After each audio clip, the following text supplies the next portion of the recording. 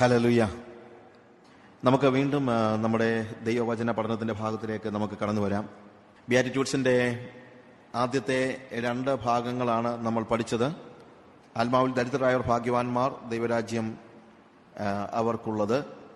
ദുഃഖിക്കുന്നവർ ഭാഗ്യവാന്മാർ, അവർക്ക് ആശ്വാസം ലഭിക്കും. അടുത്തതായിട്ട് നമ്മൾ പറയാൻ ഉദ്ദേശിക്കുന്നത് ബ്ലസ്സഡ് ആർ ദ മീക്ക്, സൗമ്യതയുള്ളവർ ഭാഗ്യവാന്മാർ എന്നുള്ളതാണ്. സൗമ്യതയുള്ളവർ ഭാഗ്യവാന്മാർ. അവിടെ blessed are the meek for they shall inherit the earth, അവർ ഭൂമിയെ കൈവശമാക്കും. ഞാൻ പറഞ്ഞല്ലോ, യേശുവിന്റെ ഓരോ വാക്ക് വായിക്കുമ്പോഴും നേരെ വിപരീതമായിട്ടാണ് നമുക്ക് തോന്നുന്നത്. നോർമലി ലോകം പറയുന്നതിന് നേരെ വിപരീതമാണ്. നമ്മുടെ മനസ്സിൽ നമ്മൾ ഒരിക്കലും ചിന്തിക്കത്തില്ല സൗമ്യതയുള്ളവർ ഭൂമിയെ കൈവശമാക്കുമെന്ന്. നമ്മൾ ചിന്തിക്കുന്നത് അഗ്രസീവ് ആയിട്ടുള്ള ആളുകൾ, വളരെ ഫോഴ്സ് ഉപയോഗിക്കുന്നവരായ ആളുകൾ, അങ്ങനെയുള്ള ആളുകളാണ് ഭൂമിയെ കൈവശമാക്കുന്നത് എന്നാണ് നമ്മൾ ചിന്തിക്കുന്നത്. പക്ഷേ യേശു പറഞ്ഞു അവരല്ല ഭൂമിയെ കൈവശമാക്കുന്നത്. ആരാണ് കൈവശമാക്കുന്നത്? സൗമ്യതയുള്ളവരാണ്. ഭൂമിയെ കൈവശമാക്കിയവരൊക്കെ അത് കൈവശം ആക്കിയത് ഫോഴ്സ് ഉപയോഗിച്ചാണ്. ഒത്തിരി ആളുകൾ ഭൂമിയെ കൈവശമാക്കിയെന്ന് ചിന്തിച്ചിട്ടുണ്ട്. പക്ഷെ കൈവശമാക്കിയെന്ന് പറയാൻ പറ്റത്തില്ല. കുറച്ച് കഴിയുമ്പോഴത്തേക്ക് അത് അവരുടെ കയ്യിൽ നിന്ന് പോവുകയാണ്. പക്ഷെ യേശു പറഞ്ഞ ഈ ഒരു ദേ ഷാൽ ഇൻഹെറിറ്റ് ദി എർത്ത് എന്ന് പറയുമ്പോഴത്തേക്ക് അത് കുറച്ച് ദിവസങ്ങളിലേക്ക് അവരുടെ കയ്യിൽ വരുന്നതല്ല. ഫോഴ്സ് ഉപയോഗിച്ച് ചെയ്ത ആളുകളുടെ കാര്യം ഒന്ന് ആലോചിച്ച് നോക്കിയേ. Take the case of Alexander. നമ്മളറിയാവുന്നതിനകത്ത് ലോകം മുഴുവൻ കീഴടക്കാനായിട്ട് ഇറങ്ങി പുറപ്പെട്ട ഒരു വ്യക്തിയാണ് അലക്സാണ്ടർ. അലക്സാണ്ടർ ഒരിക്കൽ കടൽത്തീരത്ത് നിന്ന് ഇങ്ങനെ പറഞ്ഞെന്നാണ് പറയുന്നത്. പിന്നാരോ പറഞ്ഞതായിരിക്കും. എന്നാലും അതിന്റെ സ്റ്റോറി ഇങ്ങനെയാണ്: അല്ലയോ മഹാസമുദ്രമേ, നീ ഒരു കരയായിരുന്നെങ്കിൽ നിന്നെയും ഞാൻ കീഴടക്കുമായിരുന്നു എന്നൊക്കെ പറഞ്ഞെന്നാണ്. അദ്ദേഹം അങ്ങനെ പറയത്തക്ക രീതിയിലുള്ള വിഡ്ഢിയൊന്നും അല്ലെന്ന് എനിക്കറിയാം. എന്നാലും അതായിരുന്നു അലക്സാണ്ടറിനെ കുറിച്ചുള്ള തിരിച്ചറിവ്. അതായത് എല്ലാ രാജ്യങ്ങളെയും, എല്ലാ ലോകത്തെയും, അദ്ദേഹം ജീവിച്ചിരുന്ന കാലഘട്ടത്തിലെ എല്ലാ രാജ്യങ്ങളെയും കീഴടക്കിയതായ ഒരു വ്യക്തി. എന്നാൽ എല്ലാ രാജ്യങ്ങളെയും കീഴടക്കിയ ഈ അലക്സാണ്ടറെ കീഴടക്കിയതാരാണ്? ഫ്രാങ്ക്ലി സ്പീക്കിംഗ്, വേറൊരു രാജാവൊന്നും അല്ല. ശരിക്കും അലക്സാണ്ടറെ കീഴടക്കിയത് ഒരു കൊതുകാണ്. കാരണം അദ്ദേഹം മലമ്പനി പിടിച്ചാണ് മരിക്കുന്നത്. മലമ്പനി പരത്തുന്നത് ആരാണ് നമുക്കറിയാം. ആരാണ്? കൊതുക്. അപ്പൊ സർവ്വലോകത്തെയും കീഴടക്കിയ അലക്സാണ്ടറെ കൊല്ലാനായിട്ട് കർത്താവിന് ഒരു ദൂതനെ പോലും അയക്കേണ്ടി വന്നില്ല. ഒരു കൊതുകിനെ അയച്ചാൽ മതിയായിരുന്നു, ഇല്ലേ? അത്രയേ ഉള്ളൂ കയ്യൂക്കുകൊണ്ട് കാര്യങ്ങളെ, ലോകത്തെ കീഴടക്കുന്ന ആളുകളുടെ അവസ്ഥ. പക്ഷെ Alexander himself was a philosopher. സോക്രട്ടീസിന്റെ ശിഷ്യനായിരുന്ന, അരിസ്റ്റോട്ടലിന്റെ ശിഷ്യനായിരുന്നു ശരിക്കും പറഞ്ഞു കഴിഞ്ഞാൽ അലക്സാണ്ടർ. ഈ അലക്സാണ്ടർ ഭൂമിയിൽ കൈവശമാക്കിയ ഒരു കാര്യവും കൊണ്ടുപോയില്ല എന്നതൊരു യാഥാർത്ഥ്യമാണ് തന്നെയല്ല, അത് അദ്ദേഹം മനസ്സിലാക്കുകയും ചെയ്തു. അദ്ദേഹം മരിക്കുന്ന സമയത്ത്, ഞാൻ മരിച്ചു കഴിഞ്ഞാൽ എൻ്റെ കൈകൾ രണ്ടും ശവപ്പെട്ടിയുടെ പുറത്തേക്ക് ഇട്ടിരിക്കണം. കാര്യം എൻ്റെ തുറന്ന കൈകൾ കണ്ടിട്ട് ആളുകൾ മനസ്സിലാക്കണം അലക്സാണ്ടർ ലോകത്തെ മുഴുവൻ കീഴടക്കി, പക്ഷേ ഒന്നും അലക്സാണ്ടർ കൊണ്ടുപോകാൻ കഴിഞ്ഞില്ല എന്ന് ജനങ്ങൾ മനസ്സിലാക്കണം എന്ന് അദ്ദേഹം ആഗ്രഹിച്ചിരുന്നു. അതുകൊണ്ട് ആ ഒരു പാഠം പഠിപ്പിക്കാനായിട്ട് അദ്ദേഹം അങ്ങനെ ഒരു തീരുമാനമെടുത്തു. ആളുകളെ, അദ്ദേഹത്തിനെ അടക്കുന്നവര് വാസ്തവത്തിൽ അദ്ദേഹത്തിന്റെ കൈകൾ പുറത്തേക്ക് ഇങ്ങനെ വിടർത്തിയിട്ടിരിക്കുകയായിരുന്നു എന്നാണ് കഥ പറഞ്ഞു കേൾക്കുന്നത്. അപ്പൊ എന്താണ് ഇതിനകത്ത് നമുക്ക് മനസ്സിലാക്കാൻ പറ്റുന്നത്? കയ്യൂക്ക് കൊണ്ട് കാര്യങ്ങളെ കീഴടക്കുന്നവർ ഒരിക്കലും ഭൂമിയെ അവകാശമാക്കുന്നില്ല. അവർ കീഴടക്കുന്നുണ്ടായിരിക്കാം, പക്ഷെ അവരെന്ത് ചെയ്യുന്നില്ല? അവകാശമാക്കുന്നില്ല. നെപ്പോളിയന്റെ കാര്യം നമുക്കറിയാം. നെപ്പോളിയൻ സെന്റ് ഹെലിന ദ്വീപിൽ അർബുദം പിടിപെട്ട് വേദന അനുഭവിച്ചാണ് മരിക്കുന്നത്, പരാജിതനായതിനു ശേഷം. അലക്സാണ്ടറെ കൊതുകാണ് കീഴ്പ്പെടുത്തിയെങ്കിൽ നെപ്പോളിയന്റെ കാര്യത്തിൽ അങ്ങനെയല്ല. He was defeated by an army. അദ്ദേഹത്തെ നാട് കടത്തി. സെന്റ് ഹെലിന ദ്വീപിൽ അദ്ദേഹം ആയിരിക്കുന്ന സമയത്ത് he was afflicted with cancer. ആ ക്യാൻസർ പിടിച്ച് വേദന എടുത്ത് പൊളഞ്ഞപ്പോൾ നെപ്പോളിയൻ പറഞ്ഞ ഒരു വാക്ക്, ഒരു ഫ്രേസ് ഇങ്ങനെയാണ്: നെബൂഖദ്നേസറും അലക്സാണ്ടറും ജൂലിയസ് സീസറും ഞാനും എല്ലാം വാൾ കൊണ്ട് ലോകം കീഴടക്കി, എന്നാൽ ഞങ്ങളുടെ ലോകം ഞങ്ങൾക്ക് അന്യമായി പോയി. നസറായനായ യേശു വാൾ ഉറയിലിടുവാൻ കൽപ്പിച്ചു. അവൻ രാജ്യങ്ങളെ കീഴടക്കിയത് വാൾ കൊണ്ടായിരുന്നില്ല, സ്നേഹം കൊണ്ടായിരുന്നു. അവന്റെ രാജ്യം അവസാനിച്ചില്ല. ഇന്നും എന്നും ജനകോടികൾക്ക് അവൻ രാജാവായിരിക്കുന്നു. ഹല്ലേലൂയ. ശരിക്കും വാൾ കൊണ്ട് കീഴടക്കിയവർക്കെല്ലാം, ഞാൻ പറഞ്ഞു, അതുകൊണ്ടാണ് അവർ ഇൻഹെറിറ്റ് ചെയ്യുന്നില്ല. പ്രത്യേകത എന്ത് മാത്രമേ സംഭവിക്കുന്നുള്ളൂ? അവരിത് കൈവശമാക്കുക മാത്രമാണ് ചെയ്യുന്നത്. അവർ കീഴടക്കുകയാണ്, കൈവശമാക്കുകയല്ല, അവർ കീഴടക്കുകയാണ്. പക്ഷെ കീഴടക്കുമ്പോഴും അവരുടെ കീഴിലിരിക്കാൻ ആരും ആഗ്രഹിക്കുന്നില്ല. എന്നാൽ യേശുവിന്റെ കാര്യത്തിൽ അതല്ല. അവൻ വാൾ ഉറയിലിടാൻ കൽപ്പിച്ചു. അവൻ ആളുകളെ കീഴടക്കിയെങ്കിൽ അത് വാൾ കൊണ്ടല്ല, പിന്നെന്തുകൊണ്ടാണ്? സ്നേഹം കൊണ്ടാണ്. അതുകൊണ്ട് അവന്റെ കീഴിൽ തന്നെ ഇരിക്കുവാൻ ജനകോടികൾ മത്സരിക്കുകയാണ്. യേശു എന്നെ പിടിച്ചു നിർത്തിയിരിക്കുകയല്ല, ഞാൻ പിടിച്ചു കിടക്കുകയാണ്. ഇല്ലേ? ഓഫ് കോഴ്സ് എന്നെ അവൻ നിർത്തുന്നുള്ളത് ശരിയാണ്. ബട്ട് അവന്റെ രാജ്യത്വം എന്ന് പറയുന്നത് ഞാൻ ചൂസ് ചെയ്തതാണ്. അതാണ് യേശുവിന്റെ രാജ്യവും മറ്റുള്ള രാജ്യങ്ങളും തമ്മിലുള്ള വ്യത്യാസം. ദൈവരാജ്യം എന്ന് പറയുന്നത് എല്ലാ രാജ്യങ്ങളിലും രാജാവാണ് പ്രജകളെ തിരഞ്ഞെടുക്കുന്നത്. അതല്ലെങ്കിൽ ആരെ ഭരിക്കണമെന്ന് പ്രജകളെ അവൻ ഉണ്ടാക്കുകയാണ്, കീഴടക്കുകയാണ്. എന്നാൽ ഇവിടെ യേശുവിന്റെ കാര്യത്തിൽ അങ്ങനെയല്ല. നമ്മൾ എന്ത് ചെയ്യാണ്? നമ്മൾ യേശുവിനെ രാജാവാക്കുകയാണ്, അവനെ കർത്താവാക്കുകയാണ്. അവന്റെ കീഴിൽ നിന്ന് മാറിപ്പോകാതിരിക്കാൻ നമ്മൾ മത്സരിക്കുകയാണ്, എങ്ങനെയും അവനോട് പറ്റിപ്പിടിച്ച് കിടക്കാനായിട്ട്. അത് യേശു സ്വീകരിച്ചത്, അല്ലെങ്കിൽ അതിനുവേണ്ടി യേശു ഉപയോഗിച്ച മാർഗം എന്ന് പറയുന്നത് സ്നേഹമാണ്, അല്ലാതെ വാളല്ല. ഭൂമിയെ കീഴടക്കുന്നത് വാളല്ല, സൗമ്യതയാണ്. സൗമ്യതയുള്ളവർ ഭൂമിയെ കൈവശമാക്കും. ഭൂമിയെ എന്നല്ല, എന്തിനേയും ഏതിനേയും ആരെയും കൈവശമാക്കാൻ എന്തുമാത്രമേ പറ്റുള്ളൂ? സൗമ്യതയെ പറ്റുള്ളൂ. സൗമ്യത ഭൂമിയെ എന്നല്ല, സ്വന്തം ഭാര്യയെ കീഴടക്കണമെങ്കിലും എന്തുകൊണ്ടേ പറ്റുള്ളൂ? സൗമ്യത കൊണ്ടേ പറ്റുള്ളൂ. പിന്നല്ലേ ബാക്കിയുള്ള കാര്യങ്ങളെ കുറിച്ച് ആലോചിക്കുന്നത്, ഇല്ലേ? ഈ സൗമ്യത കൊണ്ട് കീഴടക്കുന്നത് പോലെ മറ്റൊന്നുകൊണ്ട് നമുക്ക് എന്ത് ചെയ്യാൻ പറ്റത്തില്ല? ജനങ്ങളെ കീഴടക്കാൻ പറ്റത്തില്ല. നമ്മുടെ കുഞ്ഞുങ്ങളെയോ? കുഞ്ഞുങ്ങളെ നിങ്ങൾ ചിന്തിക്കുന്നുണ്ടോ? അടിച്ചൊതുക്കി മടക്കി ഒതുക്കാവുന്നവല്ലോ നിങ്ങൾ ചിന്തിക്കുന്നുണ്ടോ? ഒരിക്കലുമില്ല. നിങ്ങളുടെ കുഞ്ഞുങ്ങളെ കീഴടക്കാനുള്ള മാർഗം എന്താണ്? സൗമ്യത. നിങ്ങളുടെ ഭാര്യയെ കീഴടക്കാൻ, ഭർത്താവിനെ കീഴടക്കാൻ, നിങ്ങൾ മറ്റുള്ളവരുടെ ഹൃദയം കവരുവാൻ നിങ്ങൾക്ക് ആവശ്യമായിരിക്കുന്ന ഏറ്റവും വലിയ ഗുണവിശേഷം എന്ന് പറയുന്നത് മറ്റൊന്നുമല്ല. എന്താണ്? മീക്ക്നെസ്. എന്നാൽ സൗമ്യത എന്ന് പറയുന്നത് സ്പൈൻലെസ്നെസ് ഒന്നുമല്ല, നട്ടല്ലില്ലായ്മയല്ല. ശരിക്കും പറഞ്ഞു കഴിഞ്ഞാൽ എന്ത് സൗമ്യത എന്ന് പറയുന്നത്? ചില ആളുകളുടെ ഒരു ചിന്തയുണ്ട്, സൗമ്യത എന്ന് പറഞ്ഞു കഴിഞ്ഞാൽ എന്താ? മൗനമായിരിക്കുന്നതാണെന്ന്. മൗനമായിരിക്കുന്നതല്ല. സൗമ്യത എന്ന് പറഞ്ഞു കഴിഞ്ഞാൽ സാവധാനമായിട്ട് പെതിയെ പെതിയെ നടക്കുക എന്ന് പറയുന്നതല്ല. സൗമ്യത എന്ന് പറഞ്ഞു കഴിഞ്ഞാൽ സംസാരിക്കുമ്പോൾ ബ്രദറേ എന്ന് പറയുന്നതൊന്നുമല്ല. അങ്ങനെയൊക്കെ ആയിരുന്നെങ്കിൽ വളരെ ഈസി ആയിരുന്നു സൗമ്യത ഉണ്ടാക്കാൻ, ഇല്ലേ? നമുക്ക് അങ്ങനെയൊക്കെ ഒരു തെറ്റിദ്ധാരണയുണ്ട്. പല സമയത്ത് ഇതൊക്കെയാണ് വലിയ സൗമ്യത. അതുകൊണ്ടുണ്ടാകുന്ന പ്രശ്നം എന്നറിയാമോ? നമ്മൾ ഫ്രീ അല്ല. ഞാൻ പറഞ്ഞല്ലോ, യേശു കർത്താവ് നമുക്ക് തരുന്ന ഏറ്റവും വലിയ സ്വാതന്ത്ര്യം അത് നമ്മൾ അനുഭവിക്കുന്നില്ല. കാര്യം എൻ്റെ ഹൃദയം തുറക്കാൻ പലപ്പോഴും എനിക്ക് കഴിയുന്നില്ല. ഞാൻ എന്ത് ചെയ്യുകയാണ്? ഞാൻ സൗമ്യത പലപ്പോഴും അഭിനയിക്കുകയാണ്. ഒരു കാര്യം ഞാൻ പറയാം, സൗമ്യത എന്ന് പറയുന്നത് ശരിക്കും അഭിനയിക്കാൻ വേണ്ടിയുള്ള ഒരു കാര്യമല്ല. ഹ്യൂമിലിറ്റി എന്ന് നമ്മൾ പറയുന്ന ഇൻവേർഡ് ഡിസിപ്ലിൻ്റെ ഒരു ഔട്ട്വേർഡ് എക്സ്പ്രഷനാണ് ശരിക്കും humility. It is totally inward. താഴ്മ നമുക്ക് പുറത്ത് കാണിക്കാൻ പറ്റത്തില്ല, അത് മനസ്സിലാക്കണം.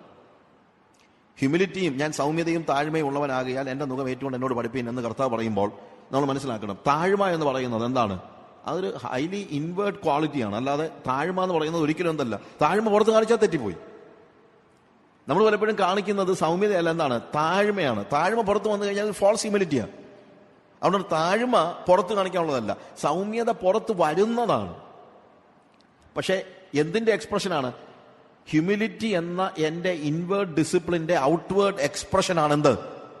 സൗമ്യത എന്ന് പറയുന്നത്.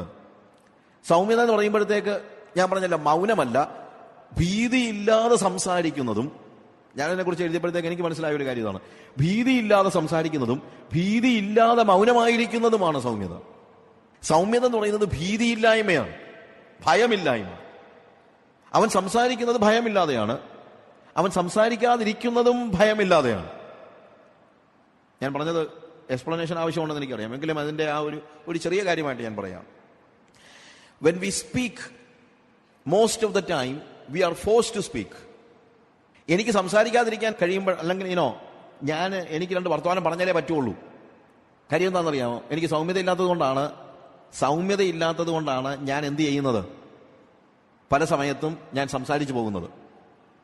ഞാൻ പറഞ്ഞ് നിങ്ങൾക്ക് മനസ്സിലാകുന്നുണ്ടല്ലോ. അതായത് ഒരു പ്രത്യേകമായ സാഹചര്യത്തിൽ, മിണ്ടാതെ ഇരിക്കേണ്ടതായ ഒരു സാഹചര്യത്തിൽ ഞാൻ എന്തുകൊണ്ട് സംസാരിച്ചു പോകുന്നു? എനിക്കെന്തില്ല? സൗമ്യതയില്ല. സംസാരിക്കേണ്ടതായ ഒരു സാഹചര്യത്തിൽ ഞാൻ മൗനമായിരിക്കുന്നു. എന്തുകൊണ്ടാണ്? എനിക്ക് സംസാരിക്കാനുള്ള സ്വാതന്ത്ര്യമില്ല, അല്ലെങ്കിൽ എന്താണ്, എന്നെ ഭീതി അതിന് അനുവദിക്കുന്നില്ല. എന്നാൽ നട്ടലില്ലാത്ത സ്റ്റേജ് അല്ല. പലപ്പോഴും നമ്മൾ മൗനമായിരിക്കുന്നത് നട്ടലില്ലാത്തതുകൊണ്ടാണ്.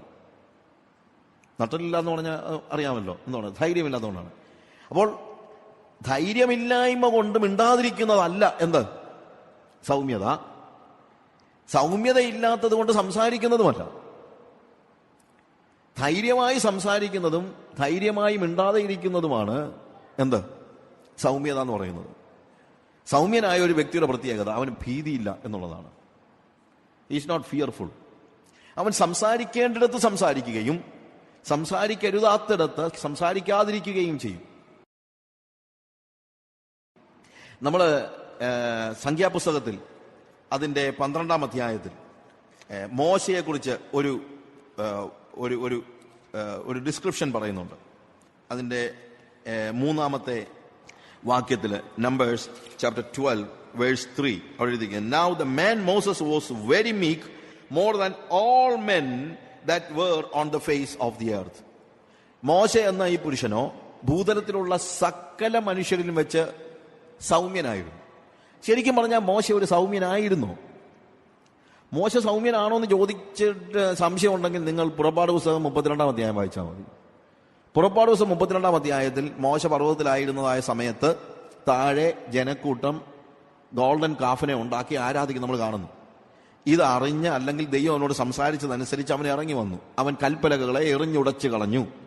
അവരുണ്ടാക്കിയതായ കാള വിഗ്രഹത്തെ ഇടിച്ച് പൊടിച്ച് അരച്ച് കലക്കി വെള്ളത്തിനകത്തിട്ട് എന്ത് ചെയ്യുന്നു? ഇസ്രായേൽ മക്കളെ കൊണ്ട് കുളിപ്പിച്ചെന്ന് എഴുതിയിരിക്കുന്നത്. അതൊക്കെ നോർമലി ഒരാൾക്ക് ചെയ്യാൻ കഴിയുന്ന കാര്യമല്ല. എന്തോരും കാര്യമാണ് അവിടെ ചെയ്യുന്നത് എന്ന് തന്നെയല്ല. ലേവ്യരായ ആളുകളെ അല്ലെങ്കിൽ യഹോവയുടെ പക്ഷത്തുള്ളവർ ആര്, അവർ എൻ്റെ അടുത്ത് മാറി വരട്ടെ എന്ന് പറഞ്ഞപ്പോൾ ലേവ്യരായ ആളുകൾ വന്നു, വാളെടുത്ത് കൊടുത്തു, കൊല്ലാന്ന് പറഞ്ഞുകൊണ്ട്. ഇവനാണോ സൗമ്യൻ? Do you think that he is meek? പക്ഷെ ഇവിടെ പറഞ്ഞ മോശ എന്ന പുരുഷൻ ഭൂതലത്തിലുള്ള സകല മനുഷ്യരിലും വെച്ച് സൗമ്യനായിരുന്നത്. ഇവനെങ്ങനെ സൗമ്യനാകുന്നത്? ഈ പറയുന്ന വേദഭാഗത്ത് വാസ്തവത്തിൽ കാണുന്നതെന്നറിയാം. നമ്പേഴ്സ് ചാപ്റ്റർ 12 അവിടെ കാണുന്നത് ഒരു പ്രത്യേകമായ സാഹചര്യമാണ്. കൂശ്യ സ്ത്രീ നിമിത്തം മിരിയാമും അഹരോനും മോശയ്ക്ക് വിരോധമായി സംസാരിക്കുകയാണ്. കൂശ്യ സ്ത്രീ എന്ന് പറഞ്ഞു കഴിഞ്ഞാൽ മോശയുടെ 2ാം ഭാര്യ ആരെന്നുള്ള രീതിയിലൊക്കെ ആളുകൾ ചിലപ്പോൾ പറയാറുണ്ട്. പക്ഷെ അങ്ങനെയാണെന്ന് ചിന്തയില്ല. ഞാൻ അതിനെക്കുറിച്ച് ഒരു സ്റ്റഡി നടത്തിയിട്ടുണ്ട്. ശരിക്കും മിഡിയനൈറ്റ്സിനെ തന്നെ കളിയാക്കി വിളിക്കുന്ന ഒരു പേരാണ് കൂശ്യശ്രീ എന്ന് പറയുന്നത്, അല്ലാതെ വേറെ ഒന്നുമല്ല. സിപ്പോറ എന്ന് പറയുന്ന മോശയുടെ ഭാര്യയുടെ കാര്യം തന്നെയാണ് ഇവിടുത്തെ വിഷയം. അതാകാനേ സാധ്യതയുള്ളൂ. പക്ഷേ നമ്മളിപ്പം ഇംഗ്ലണ്ടിൽ കുറേ നാളും താമസിച്ചിട്ട് ഒരുത്തി ഇവിടെ വന്നു കഴിഞ്ഞിട്ട് നമ്മുടെ നാട്ടിൽ വരുമ്പോഴത്തേക്ക് ചിലപ്പോൾ നാത്തൂന്മാർക്ക് ഇഷ്ടപ്പെട്ടില്ലെങ്കിൽ നമ്മളിലും പറയും, അവൾ ഒരുത്തി വന്നിരിക്കുന്ന ഒരു മദാമ്മ എന്ന് പറയത്തില്ലേ? അപ്പം അവൾ മദാമ്മ ആയതുകൊണ്ടല്ല, പ്രത്യേകത എന്താണ്? ആ ദേശത്ത് താമസിക്കുന്നവർക്ക് നമ്മൾ കൊടുത്തിരിക്കുന്ന ഒരു പേരെന്നുള്ള നിലയിൽ എന്നതുപോലെ ഈ കുശായ്സിനെ കുറിച്ചുള്ള സ്റ്റഡീസ് നമുക്ക് മനസ്സിലാക്കാൻ പറ്റുന്നത് മിദ്യാന്യ മരുഭൂമികളിൽ ഇവരുടെ സെറ്റിൽമെന്റ് ഉണ്ടായിരുന്നു. അവിടെ സെറ്റിൽമെന്റ് ഉണ്ടായിരുന്നതുകൊണ്ട് മിദ്യാന്യരായ ആളുകളെ കളിയാക്കി വിളിച്ചിരുന്ന പേരാണ് കൂശ്യർ എന്ന് പറയുന്നത്. അതുകൊണ്ട് സിപ്പോറായെ കുറിച്ച് തന്നെയാണ് ഇവിടെ പറയുന്നത്, അല്ലാതെ വേറെ ആൾക്കാരെ കുറിച്ചൊന്നും അല്ല പറയുന്നത്. അപ്പോൾ മോസസ് സിപ്പോറായെ കൊണ്ടുവന്ന സമയത്ത് ഇവിടുത്തെ പ്രോബ്ലം എന്ന് ചോദിച്ചു കഴിഞ്ഞാൽ, സിപ്പോറായും മോസസും കൂടെ ഒരുമിച്ചാണ് ഈജിപ്തിലേക്ക് പോകാൻ സത്രത്തിൽ വരെ വന്നത്. പക്ഷെ സത്രത്തിൽ വെച്ച് യഹോവ അവനെ എതിരിട്ട് കഴിഞ്ഞപ്പോൾ അവിടെ സംഭവിക്കുന്ന ഒരു പ്രധാനപ്പെട്ട കാര്യം, മോസസിനെ കൊല്ലാൻ യഹോവ വരിക അവിടെ കാണുന്നത്. ഇത് ആദ്യം വായിച്ചപ്പോൾ എനിക്ക് ഭയങ്കരമായിട്ടുള്ള ഒരു, പലപ്പോഴും വേദപുസ്തകത്തിന്റെ പല ഭാഗങ്ങളും ആദ്യം വായിക്കുമ്പോൾ നമ്മൾ ആകെപ്പാടെ വരുന്നുണ്ടോ ഇതെന്തോ ഈ കാണുന്നത് എന്നുള്ളത്. എന്താണ് അവിടുത്തെ പ്രശ്നം? ശരിക്കും ദൈവം മോശയോട് പറയാണ്, എന്റെ ജനത്തെ വിടുവിക്കാനായിട്ട് നീ അങ്ങോട്ട് പോവുക, മിസ്രൈമിലേക്ക് പോവുക. ഞാൻ ആ സ്റ്റോറി നമുക്കറിയാം. അങ്ങനെ പോകാനായിട്ട് മോശ പോകുമ്പോൾ കൂടെ ആരും പോകുകയാണ്? സിപ്പോറയും പോകുകയാണ്. എന്തുകൊണ്ട്? അവൾക്കറിയാം ഈ പോക്ക് മരണത്തിലേക്കാണെന്ന്. കാരണം ഈജിപ്തിൽ എന്ത് സംഭവിച്ചു, മിസ്രൈമിൽ എന്ത് സംഭവിച്ചു എന്നുള്ളതിനെ കുറിച്ചുള്ള വിശദമായ വിവരണങ്ങൾ തീർച്ചയായും മോശ ആരോട് പറഞ്ഞിട്ടുണ്ട്? സിപ്പോറയോട് പറഞ്ഞിട്ടുണ്ട്. അതുകൊണ്ട് ദൈവം ഒരു ദൗത്യം ഫലമേൽപ്പിച്ച് മോശയെ മിസ്രൈമിലേക്ക് പറഞ്ഞു വിടുമ്പോൾ സിപ്പോറ പറഞ്ഞു, പോകാൻ പാടില്ല. എന്തുകൊണ്ട് പോകാൻ പാടില്ല? നിങ്ങൾ അവിടെ ചെന്നാൽ മരിക്കും. പക്ഷെ ദൈവം പറഞ്ഞല്ലേ പോകാതിരിക്കാൻ പറ്റുമോ? എന്നാൽ ഞാനും വരിക കൂടെ എന്ന് പറഞ്ഞ് കൂടെ വന്നു കഴിഞ്ഞിട്ട് ദൈവം സിപ്പോറയോട് സംസാരിക്കുന്ന ഒരു ലാംഗ്വേജ് ആണ് മോശയെ യഹോവ കൊല്ലാൻ പരിശ്രമിച്ചു എന്ന് പറയുന്നത്. ഞാൻ പറഞ്ഞ മനസ്സിലാക്കണം. സിപ്പോറയോട് ദൈവം പറയാണ്, മോശ മിസ്രൈമിൽ ചെന്ന് കഴിഞ്ഞാൽ മരിച്ചു പോകുന്നുള്ളതാണോ നിന്റെ പേടി? ഒരു കാര്യം നീ മനസ്സിലാക്കണം, മരിക്കണമെങ്കിൽ മിസ്രൈം വരെ ഒന്നും പോകേണ്ട കാര്യമൊന്നുമില്ല. മോശയെ കൊല്ലണമെങ്കിൽ എനിക്ക് എവിടെ വെച്ച് തന്നെ കൊല്ലാം, ഇവിടെ വെച്ച് തന്നെ കൊല്ലാം. ഇതാണ് മോശയുടെ ഭാര്യയായ സിപ്പോറയോട് ദൈവം സംസാരിക്കുന്നതായ ലാംഗ്വേജ്. നമ്മുടെയൊക്കെ ചിന്ത മിഷൻ ഫീൽഡിൽ ചെന്നാലേ ചാകത്തുള്ളൂ. ചാകണമെങ്കിൽ വീട്ടിൽ ഇരുന്നാൽ ഇടി വെട്ടിയാലും ചാകും. ബ്രദറെ അവിടെ പോകുന്നത് സൂക്ഷിച്ചു വേണം, അവിടെ നരഭോജികളാ എന്നൊക്കെ പറയാം. അവിടെ നരഭോജിയൊന്നുമില്ല. പക്ഷേ അപകടം എവിടെയും ഉണ്ടാകാം, അത് നിങ്ങൾ മനസ്സിലാക്കണം. അതുകൊണ്ട് ദൈവം പറഞ്ഞ ഒരു കാര്യം ചെയ്യാൻ പോകുമ്പോൾ നിങ്ങൾ ഒരിക്കലും അതിന് തടസ്സം പറഞ്ഞ് എന്ത് പറയാൻ പാടില്ല. അവിടെ ചെന്നാൽ അതുണ്ടാകും, വഴിയിൽ സിംഹമുണ്ട്, കടുവായുണ്ട്, പുലിയുണ്ട് എന്ന് പറഞ്ഞിട്ട് കാര്യമൊന്നുമില്ല. ചാകണമെങ്കിൽ ഇടി വെട്ടിയാലും ചാകും, പാമ്പ് കടിച്ചാലും ചാകും എന്ന് നിങ്ങൾ മനസ്സിലാക്കണം. അതുകൊണ്ട് മരിക്കാൻ വേണ്ടി ഒറീസയിലും ഛത്തീസ്ഗഡിലും ഒന്നും പോകേണ്ട കാര്യമൊന്നുമില്ല. ചാകണമെങ്കിൽ ഇവിടെ വേണമെങ്കിലും ചാകാം. അപ്പൊ അതുകൊണ്ട് ദൈവം എവിടെങ്കിലും പോകാൻ ആരോടെങ്കിലും ഇവിടെ ഇരിക്കുന്നവർ പറഞ്ഞിട്ടുണ്ടെങ്കിൽ ധൈര്യമായിട്ട് പൊക്കോ. പോയില്ലെങ്കിലും ചാകണ്ടപ്പോൾ ചാകുമെന്നുള്ളത് ഓർത്തോണം. ആ സമയത്ത് സിപ്പോറ എന്ത് ചെയ്തു? ഒരു കൽക്കത്തി എടുത്ത് മകന്റെ അഗ്രചർമ്മം ഛേദിച്ച് മോശയുടെ മുമ്പിലിട്ടിട്ട് പറഞ്ഞു, നീ എനിക്ക് രക്തമണവാളൻ. അതുവരെയും അവൾക്ക് മോശയോടുണ്ടായിരുന്ന ബന്ധം it was the relation in flesh. പക്ഷെ ഇപ്പോൾ പറയാണ്, ഇപ്പോൾ നീ എനിക്ക് രക്തമണവാളൻ. കാര്യം അവിടെ കവനന്റിന്റെ ഒരു സിമ്പലാണ് വാസ്തവത്തിൽ എന്ത്? പരിച്ഛേദന എന്ന് പറയുന്നത്. You are my bridegroom, no more it is a relationship of the flesh, but it is a relationship of the covenant. ഒരു കവനന്റ് റിലേഷൻഷിപ്പിലേക്ക് മോശയും ഭാര്യയും വരികയാണ് ശരിക്കും. എന്നിട്ടെന്താ സംഭവിക്കുന്നത്? മോശയുടെ ഭാര്യ മിസ്രയീമിലേക്ക് പോകാൻ പുറപ്പെട്ടതാണെങ്കിലും അവൾ മോശയുടെ കൂടെ മിസ്രയീമിലേക്ക് പോകുന്നതിന് പകരം എവിടെ പോവുക? വീണ്ടും അമ്മായപ്പന്റെ കൂടെ മടങ്ങിപ്പോവുകയാണ്. മടങ്ങി വരുമ്പോൾ അമ്മായപ്പൻ എന്ത് ചെയ്യുന്നു? സിപ്പോറയെയും അവരെ കുടുംബമായിട്ട് എന്ത് ചെയ്യുന്നു? കൂട്ടിക്കൊണ്ട് വീണ്ടും മരുഭൂമിയിൽ വരികയാണ്. അപ്പൊ ഇതിനിടയ്ക്കുള്ള കാലയളവിൽ ഉണ്ടായ ഒരു പ്രശ്നമുണ്ട്. മോശ ഈജിപ്തിൽ ചെന്ന സമയത്ത് അവന്റെ കാര്യങ്ങൾ നോക്കാൻ വളരെ ഉത്സാഹത്തോടുകൂടെ ഓടി നടന്ന ആളാണ് ആര്? മിറിയാം. മിറിയാം ഒരു കൊച്ചു കുഞ്ഞിനെ പോലെയാ മോശയെ കാണുന്നത്. അത് നമുക്ക് നേരത്തെ തൊട്ടറിയാം. അപ്പൊ അവന് കഴിക്കാൻ നേരം കഴിക്കാൻ എടുത്ത് കൊടുക്കുക, പാലെടുത്ത് കൊടുക്കുക, കാപ്പി എടുത്ത് കൊടുക്കുക, നമ്മൾ പറയുന്നത് പോലെ ചായ എടുത്ത് കൊടുക്കുക. മോനെ നീ പല്ല് തേച്ച് വന്ന് 80 വയസ്സുള്ള മോശയോട് ചോദിക്കുക, ഇല്ലേ? ഇങ്ങനെ 80 വയസ്സുള്ള മോശയെ 8 വയസ്സുള്ള ഒരു കൊച്ചിനെ പോലെ പുറകെ നടന്ന് കൊണ്ടുപോവുകയാണ് ആര്? ഈ മിറിയാം.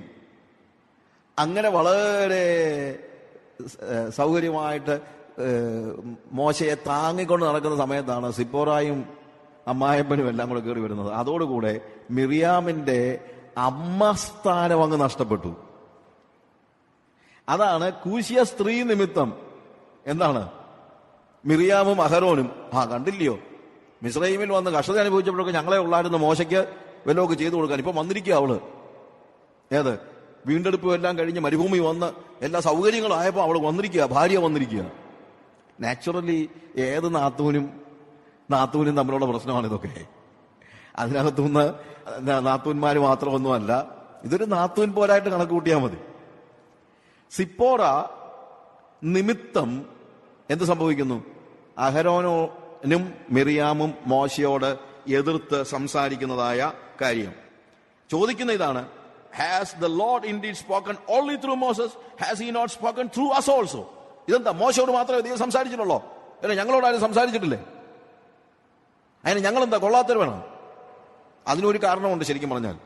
അതായത് ഇവന്റെ അമ്മായപ്പൻ വന്നു കഴിഞ്ഞിട്ട് മോശ ഒത്തിരി കഷ്ടപ്പെടുന്നുവെന്ന് കണ്ട് എന്ത് ചെയ്യുന്നു?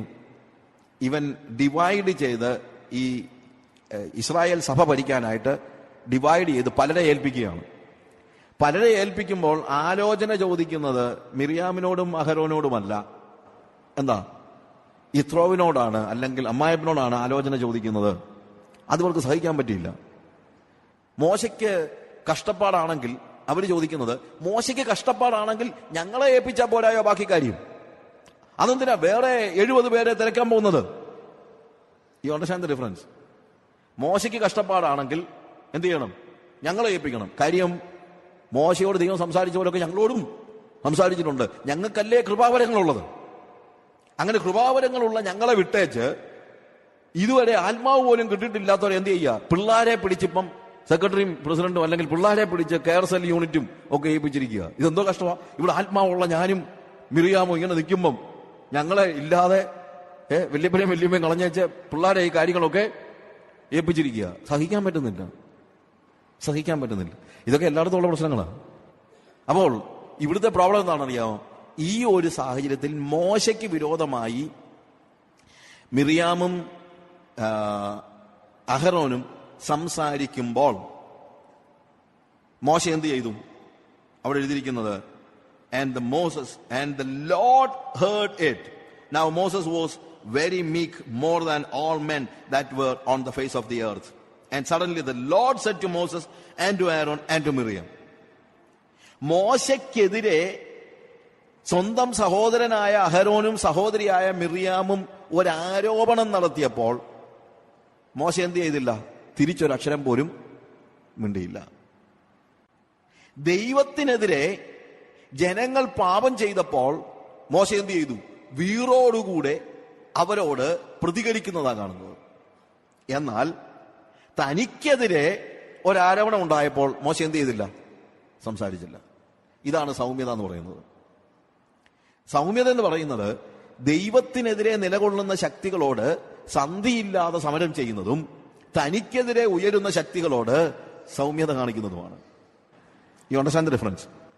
എപ്പോഴും ദൈവത്തിന്, അതുകൊണ്ടാണ് നമ്മൾ യേശുവിന്റെ കാര്യത്തിലും കാണുന്ന ഒരു പ്രത്യേക, യേശു ഞാൻ സൗമ്യതയും താഴ്മയും ഉള്ളവനാകയാൽ എന്റെ മുഖമേറ്റുകൊണ്ട് എന്നോട് പഠിപ്പീൻ എന്ന് പറഞ്ഞ യേശു ദേവാലയം വാണിഭശാലയാക്കുന്നത് കാണുമ്പോൾ എന്താ കാണിക്കുന്നത്?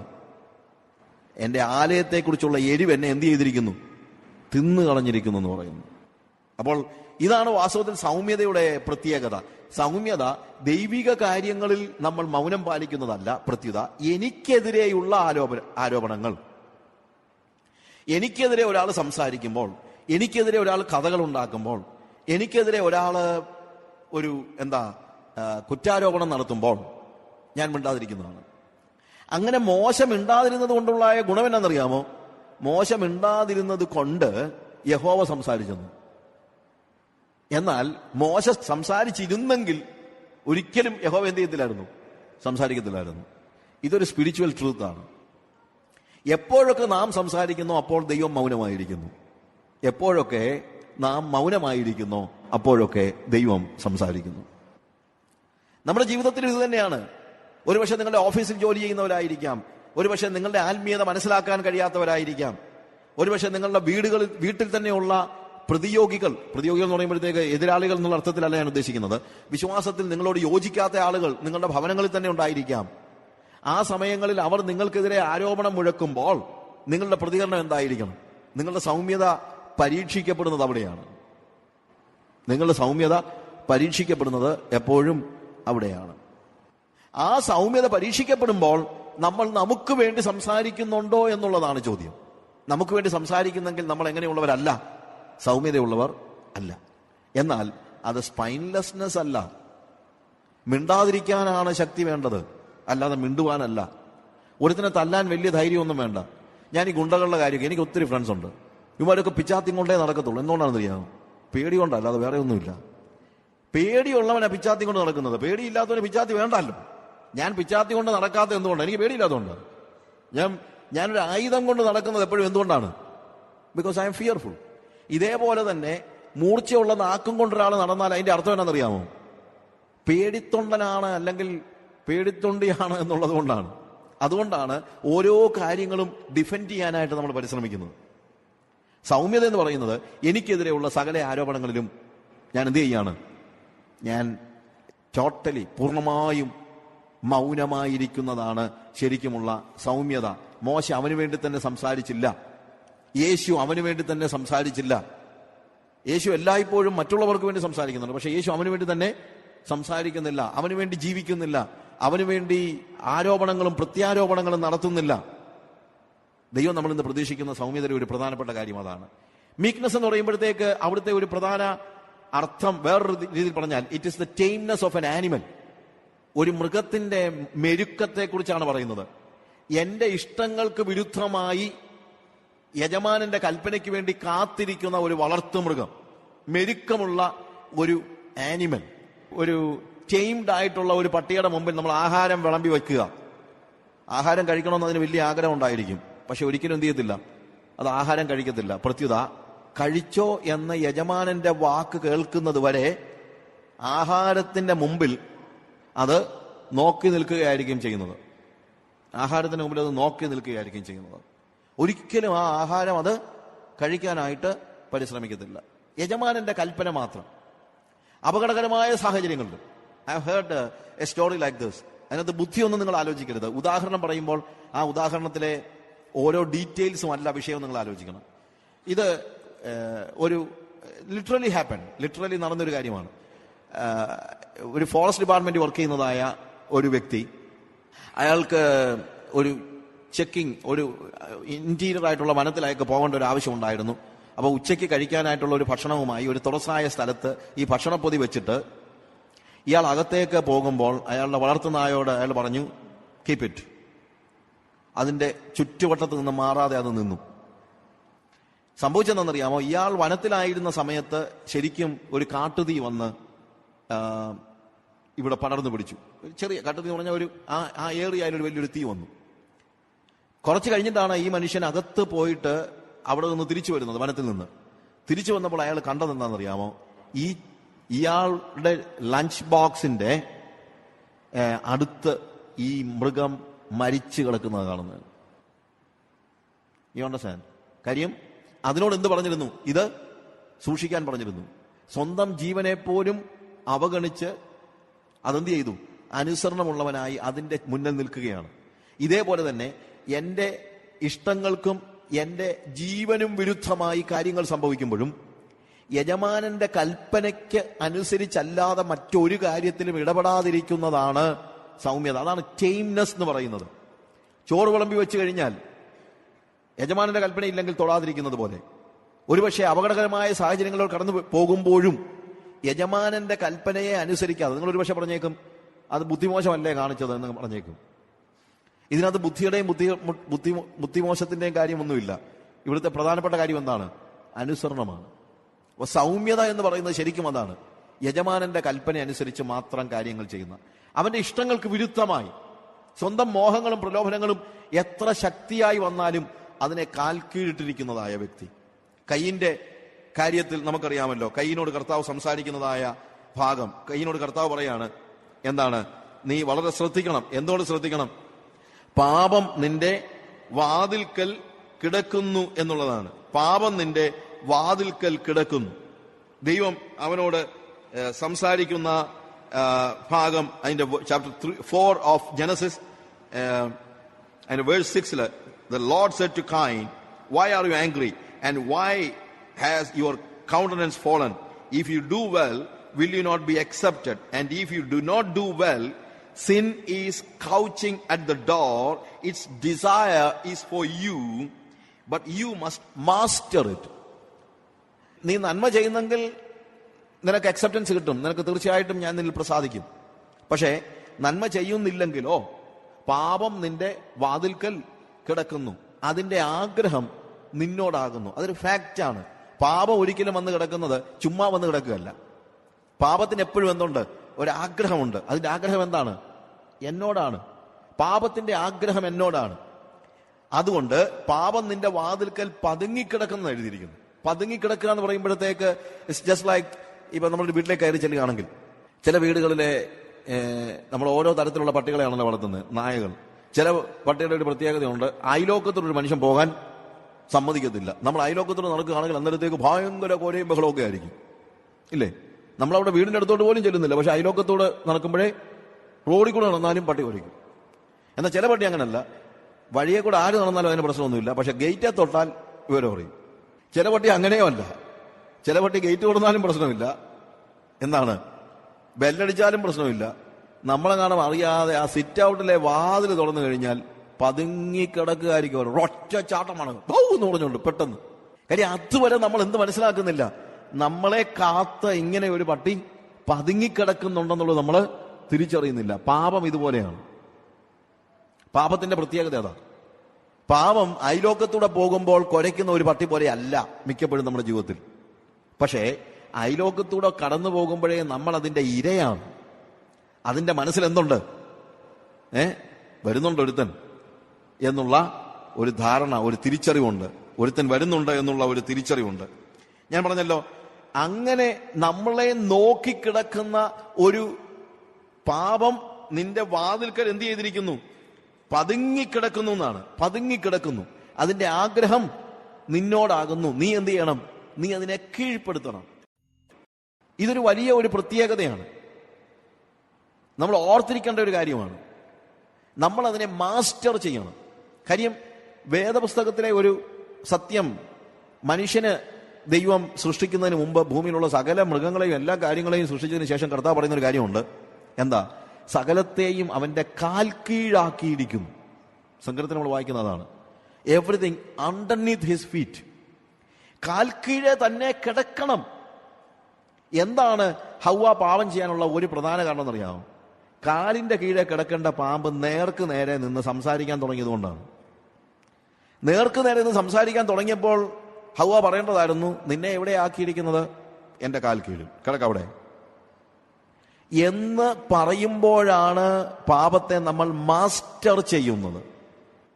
നമ്മുടെ വികാരങ്ങളും നമ്മുടെ ശരീരത്തിന്റെ ഇഷ്ടങ്ങളും ഒക്കെ നേർക്ക് നേരെ നിന്ന് നമ്മളോട് കമ്മ്യൂണിക്കേറ്റ് ചെയ്യാൻ തുടങ്ങുമ്പോഴാണ് പാപം നടക്കുന്നത്. നമ്മുടെ വികാരങ്ങൾ നമ്മുടെ കാൽ കീഴേ ആയിരിക്കണം. പണം വന്ന് നമ്മുടെ മുമ്പിൽ നിന്ന് നമ്മളോട് സംസാരിക്കുമ്പോഴാണ് നമ്മൾ ദ്രവ്യാഗ്രഹികളാകുന്നത്. പണം ആവശ്യമായിരിക്കും, പക്ഷെ പണം എവിടെ കിടക്കണം? കാലിന്റെ കീഴേ കിടക്കണം. പണം കാലിന്റെ കീഴേ കിടക്കേണ്ട വസ്തുവായിരിക്കെ പണം നേർക്ക് നേരെ നിന്ന് വന്ന് സംസാരിക്കുമ്പോൾ എന്താ സംഭവിക്കുന്നത്? പണം നമ്മളെ കീഴടക്കുകയാണ്. അതുകൊണ്ട് ഒരു ടൈംഫുൾ ആയിട്ടുള്ള ഒരു ആനിമലിന്റെ പ്രത്യേകത, മീക്ക് ആയിട്ടുള്ള ഒരു ആനിമലിന്റെ പ്രത്യേകത എന്താണെന്നറിയാമോ? സൗമ്യത എന്ന് പറയുമ്പോൾ എക്സ്റ്റേണൽ ആയിട്ടുള്ള സകല വികാരങ്ങളെയും മുഴുവൻ കാര്യങ്ങളെയും എവിടെയാക്കുകയാണ്? കാലിന്റെ കീഴെ ഇട്ട് ചവിട്ടുന്നവനാണ് യഥാർത്ഥത്തിൽ സൗമ്യതയുള്ള വ്യക്തി എന്ന് പറയുന്നത്. സൗമ്യതയുള്ള വ്യക്തി ഭീതിയില്ലാത്തവനാണ്, പേടിയില്ലാത്തവനാണ്. സൗമ്യതയുള്ള വ്യക്തി എന്നെ സാറ്റിസ്ഫൈ ചെയ്യാനായിട്ട് സംസാരിക്കുന്നവനല്ല. മോശ ഈ തന്റെ സഹോദരനോടും സഹോദരിയോടും സംസാരിക്കാത്തതിന്റെ കാര്യം എന്താണ്? അവൻ സംസാരിച്ചാൽ ആരെ പ്രസാദിപ്പിക്കാനാണ് അവൻ സംസാരിക്കുന്നത്? അവനെ തന്നെ പ്രസാദിപ്പിക്കാനാണ്. നമ്മുടെ ജീവിതത്തിൽ പലപ്പോഴും നമുക്കെതിരെ ഒരാൾ ഒരു ആരോപണം ഉണ്ടാക്കുമ്പോൾ നമ്മൾ സംസാരിക്കുന്നത് ആരെ പ്രസാദിപ്പിക്കാനാണ്? നമ്മുടെ ഈഗോയുടെ പ്രശ്നമാണ്. നമ്മുടെ ഈഗോയെയാണ് സാറ്റിസ്ഫൈ ചെയ്യുന്നത്, അല്ലാതെ വേറെ ആരും സാറ്റിസ്ഫൈ ചെയ്യുന്നൊന്നുമില്ല. നമ്മൾ കാര്യങ്ങളെ നീതീകരിക്കാനും ന്യായീകരിക്കാനും പരിശ്രമിക്കുമ്പോൾ നമ്മൾ ആരെയാണ് വാസ്തവത്തിൽ പ്രസാദിപ്പിക്കുന്നത്? നമ്മളെ തന്നെയാണ്, നമ്മുടെ ഈഗോയെയാണ് പ്രസാദിപ്പിക്കുന്നത്. അപ്പൊ സൗമ്യതയുടെ ഒരു പ്രത്യേകത, നമ്മൾ എന്ത് ചെയ്യുന്നില്ല? ഒരിക്കലും നമ്മളെ തന്നെ പ്രസാദിപ്പിക്കാനായിട്ട് പരിശ്രമിക്കുന്നില്ല. നമ്മളെ അത് യേശുന്നില്ല. നമ്മൾ അതിൻ്റെ ഒരു പരിധിവരെ നമ്മളത് ശ്രദ്ധിക്കുന്നില്ല. നമ്മളത് അതിനെക്കുറിച്ച് നോക്കുന്നില്ല. യേശുവിനെ കുറിച്ച് പ്രവാചകനായ യെശയ്യാവ് അവന്റെ സൗമ്യതയെക്കുറിച്ച് വിശദമാക്കുന്ന ചില വേദഭാഗങ്ങൾ, യെശയ്യാവിന്റെ പുസ്തകം 42-ാം അധ്യായത്തില് അതിന്റെ 1 മുതലുള്ള വാക്യങ്ങൾ വായിക്കുമ്പോൾ, Behold my servant whom I uphold, my chosen in whom my soul delights. I have put my spirit upon him. He will bring forth justice to the nations. He will not cry or lift up his voice or make it heard in the street. അവൻ നിലവിളിക്കത്തില്ല, ഒച്ച കേൾപ്പിക്കത്തില്ല, തെരുവീതിയിൽ ഒച്ച കേൾപ്പിക്കത്തില്ല. അവൻ പരാതി പറയത്തില്ല. ശരിക്കും ഈ വാക്കുകളുടെ അർത്ഥം പറയുന്ന അതാണ്. അവൻ ഒരിക്കലും എന്ത് ചെയ്യുന്നില്ല? അവൻ പരാതി പറയുന്നില്ല. അവൻ ദാസനാണെന്നുള്ളത് കൊണ്ട് അവൻ ഒരിക്കലും പറയുന്നില്ല, ഞാനിങ്ങനെ ദാസനായിട്ട് എന്നും പണിയെടുത്തുകൊണ്ടിരിക്കുക എന്ന് അവൻ പോയി ആരോടും പറയുന്നില്ല.